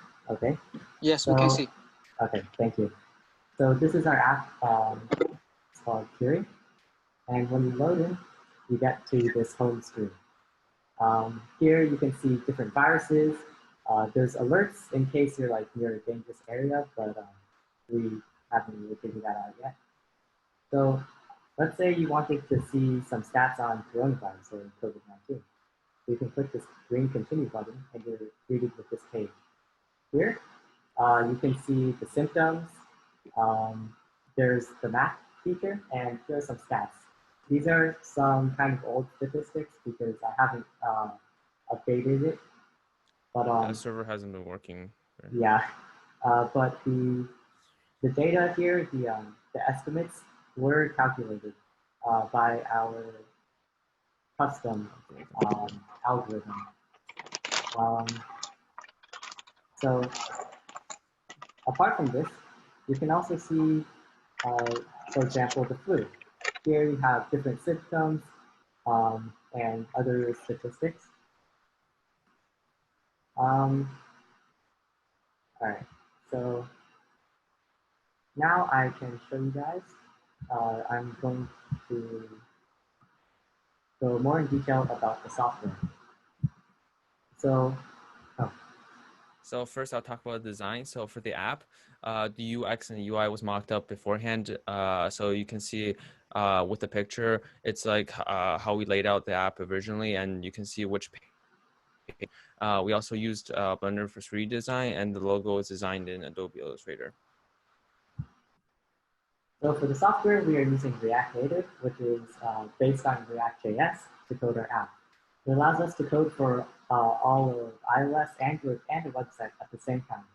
For some diseases, we use Rapid API for the data, but for others, we plan to use web scraping to produce statistics. So our data, we use the JSON file stored on our website to store the data. The app retrieves this JSON file and shows the data to the user in a more presentable way. The data being in a file like this allows for almost instant changing and allows it to be flexible, allowing for other illnesses and stats to be changed when the data changes. So our algorithm currently for short-term estimates, we're using a science-based algorithm based on data from previous days to calculate an estimated value for the next few days. So we plan on changing our algorithm to the Sears model for diseases with sufficient data. It uses the amount of people who are susceptible, exposed, infected, and recovered to create a day-by-day loop to calculate their values in the future. This is very complicated, so we're currently kind of working to implement it. And we have a website if you want to check it out on your own. Thanks. If you have any questions, you can email us. Thank you, Jack and Arthur. And now actually, could you just give us a little bit of talk about how just your experience with the YES program, how you benefit from it? I guess I can go first then. So I guess YES was kind of where I first learned about entrepreneurship. It really taught me a lot about the market data. We have to learn research about your potential market size and who you'll be marketing towards, and kind of like figure out how you can change your product to be presentable towards those who you actually will have like the most success with marketing. Yeah, I agree with that, and I want to add that it was a learning experience. There was up and downs, especially with regarding teamwork. I think we learned a lot to how to like work together on the same thing and working towards the same goal. Yeah. Thank you. And I see Eric here. He's from the second place team. Do you have anything to add? I thought what Arthur and Jack said was very good. Being a freshman and doing YES my first time as a 9th grader, I thought it was a really great experience. I was always really into entrepreneurship and that type of stuff, and I really learned a lot from YES. All right, thank you. And generally, if we have a routine conference, then the check and certificate will be presented to the team. And since this is over the, it's a virtual meeting, take a look at Harry Gauss, our president's video there. That's the certificate that's in the mail, going to be mailed to all the 18 attendees that, able to last to the end of the program, and also checks to the first winning teams. So that concludes the whole YES program summary for this year. And thank you, everyone. A very successful YES 14.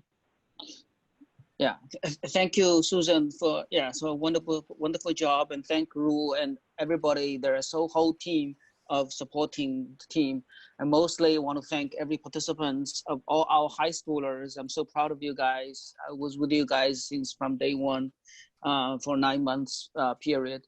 It was very good job, excellent. So proud of you guys.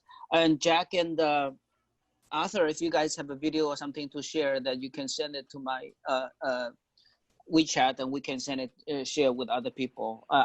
We also have YouTube for Eric's team. So yes. Yeah, actually, I list them in the group chat space here already. If people can, copy from there. You may want to, Susan. You may want to put it in our WeChat group, because we're going to close this chat room in 3 o'clock. So we want to share with everybody. Yeah, thank you so much. Thank you. So very good, excellent. Thank you, guys. Thank you so much. Okay, so let's move on. Yes, great work. Very good. Thank you. Thank you.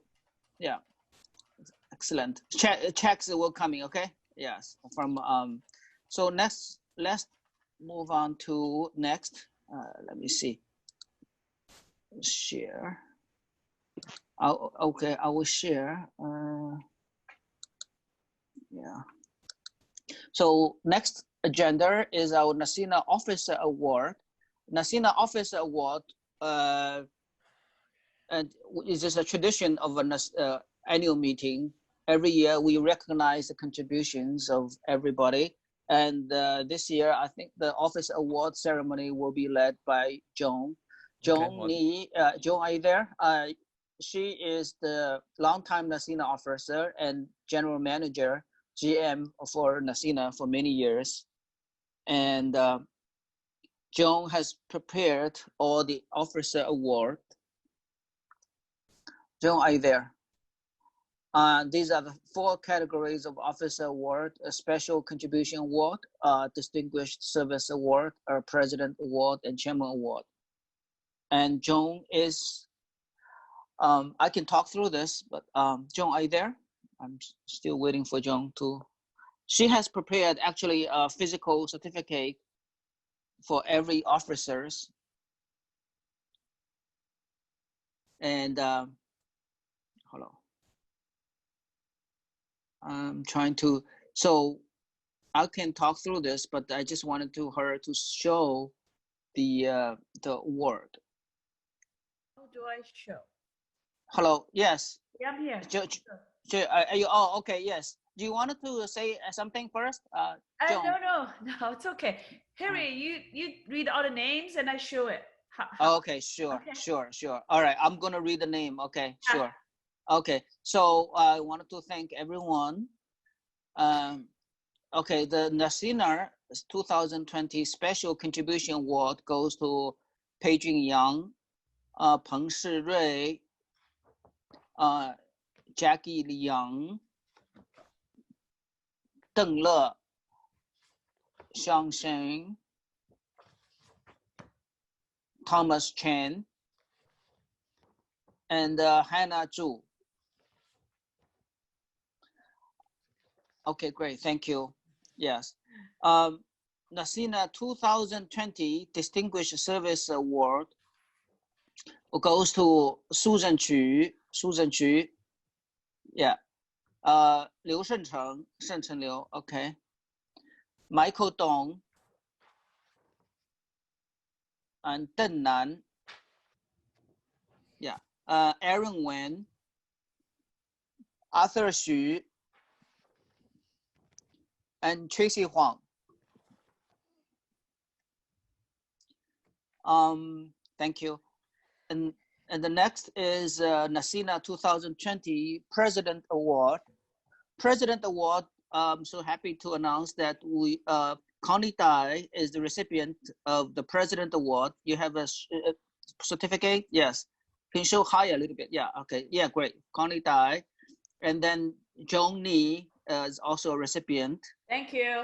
Thank you. Thank you so much. John Wang, yeah, our board member, John Wang, and Zheng Ru for her outstanding leadership of YES program, Zheng Ru. And also our young officer, Johnny Liao. Johnny Liao there? Yes. Okay, wonderful. Thank you. And last but not least is Katie. Katie Zhang. She's done so much wonderful job for supporting and doing everything for the YES program, truly behind the scene. Okay, so that's the officer award. Then there is, I will have the pleasure of Ben to do the, Ben, are you there? Yes, I'm here. Could you hear me? Yes, yes. Okay. So Ben will do the chairman award, right? Okay, go ahead. Okay, yes. Yeah, hello everybody, all the NECINA members and the NECINA guests, thank you for sticking with us for this very important annual event of the year. For many of us who have been with NECINA for a long while, we know how much effort it takes to really put an event like this together. Not only that, to really, get the team mobilized, get the team motivated, set a vision and execute and deliver event after event to really bring the service to our great communities, to really advance the innovations across all the different age groups. It takes tremendous leadership. And every year, the NECINA president is really the person who get all the people united along the common challenges and deliver outstanding program. So this year is a very unique year. This year we have been experiencing the pandemic like never before. We did many things for the first time. For example, today's online version of the meeting, we had no idea how successful it's going to be, but judging by the attendance, by the interaction, by the outcome, it is such a wonderful event. So Mr. Harry Gao has put an incredible amount of effort for this particular event, as well as for all the events before that. And also this year was also the first year NECINA organized the relief effort at such a scale, not only about raising a record-breaking amount of donation dollars, but also putting the effort in contacting hospitals, suppliers to making sure that the help are delivered to the hands of the frontline workers who really need them the most. For that, on behalf of the NECINA board, I truly want to thank Mr. Dr. Harry Gao for his outstanding leadership. So I think my background is really hurting me here. So I got basically a chairman award. So Harry, we're going to deliver to your hand. Again, thank you so much for your outstanding leadership. You're very welcome. Thank you so much, Ben, and the board, the whole board, for your support. You guys did so much behind me, and thank you for your support to our team.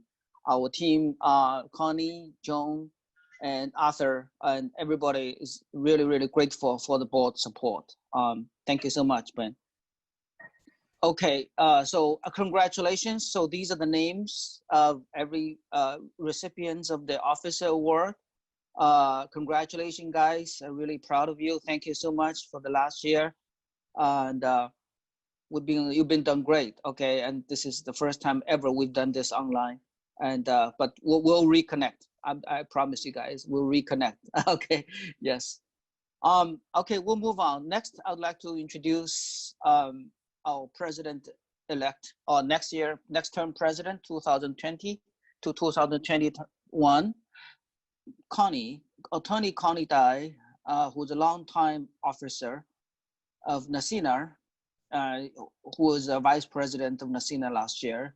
She has advised emerging to well-established companies on corporate investment business, transactions, trademarks, trade secrets, and employment legal matters. She also represents clients in the states and federal courts, as well as before private arbitration and mediation. Before practicing law, Connie advised and counseled business and startups on marketing and growth strategies, financing options, and operation optimization, and has negotiated business engagement on behalf of client companies. Earlier in her career, she oversaw the enforcement of anti-trademark infringement efforts by Coca-Cola China, as well as participated in joint venture negotiations that led to the establishment of several Coca-Cola bottling companies in China. Connie has received an MBA from University of Calgary and have a degree of JD from Suffolk Law School in Boston. She's an avid reader, half marathon runner, skier, and tennis player.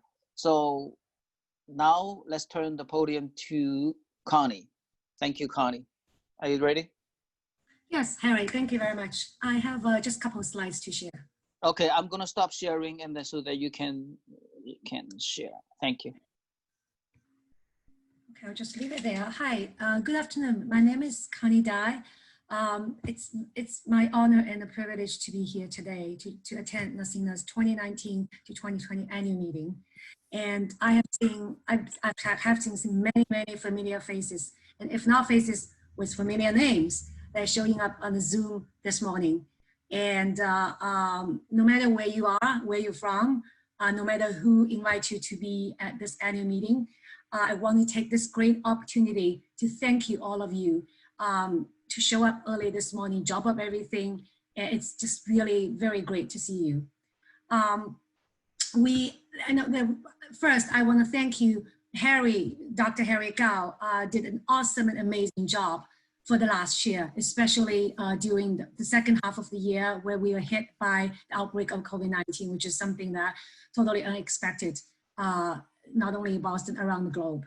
And the second, I want to thank you, just to name a few, a lot of the partner organizations that NECINA has been working with over the past more than 10, 15 years, and who has always been our great collaborators. And we hope to continue the collaboration with you and create a mutually beneficial relationship. Just to name a few: Ocean, CABA, SAPA, American Chinese Medical Association, American Chinese Medical Exchange Society, 128Q, BCBP, Boston Chinese Photography Association, National Association of Asian American Professionals, and Harvard Medical School, and CAST, and just to name a few. Thank you very much. And we have just experienced and are still experiencing the most special, interesting, and unprecedented time never exists in American history, or precisely in the human history. Everybody has been locked down, and I know we are allowed to go grocery shopping, and every trip seems to be a little fraught and impaired.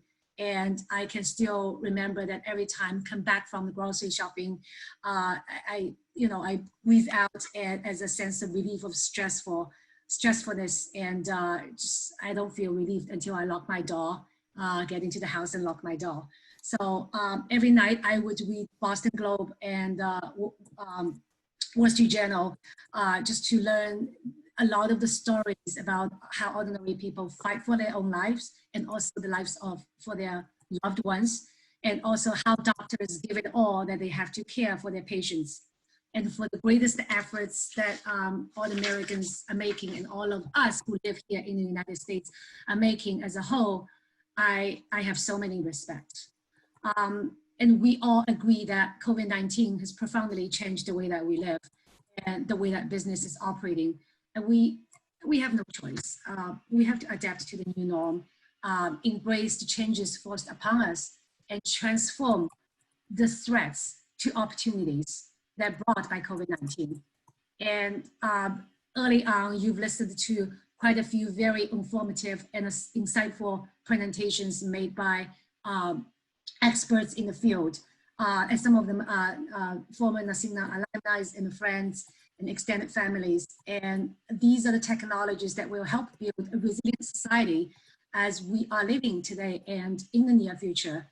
And just to recap a little bit, in contact tracing technology, there is more convenience, user-friendly online shopping platform, robots are used for personal delivery, for restaurant, for healthcare, and digital and contactless payments system, distant working, distant learning, higher education, online entertainment, and new supply chain that is able to reviving the current disruption in the logistics system, and also 5G and information and communication technologies.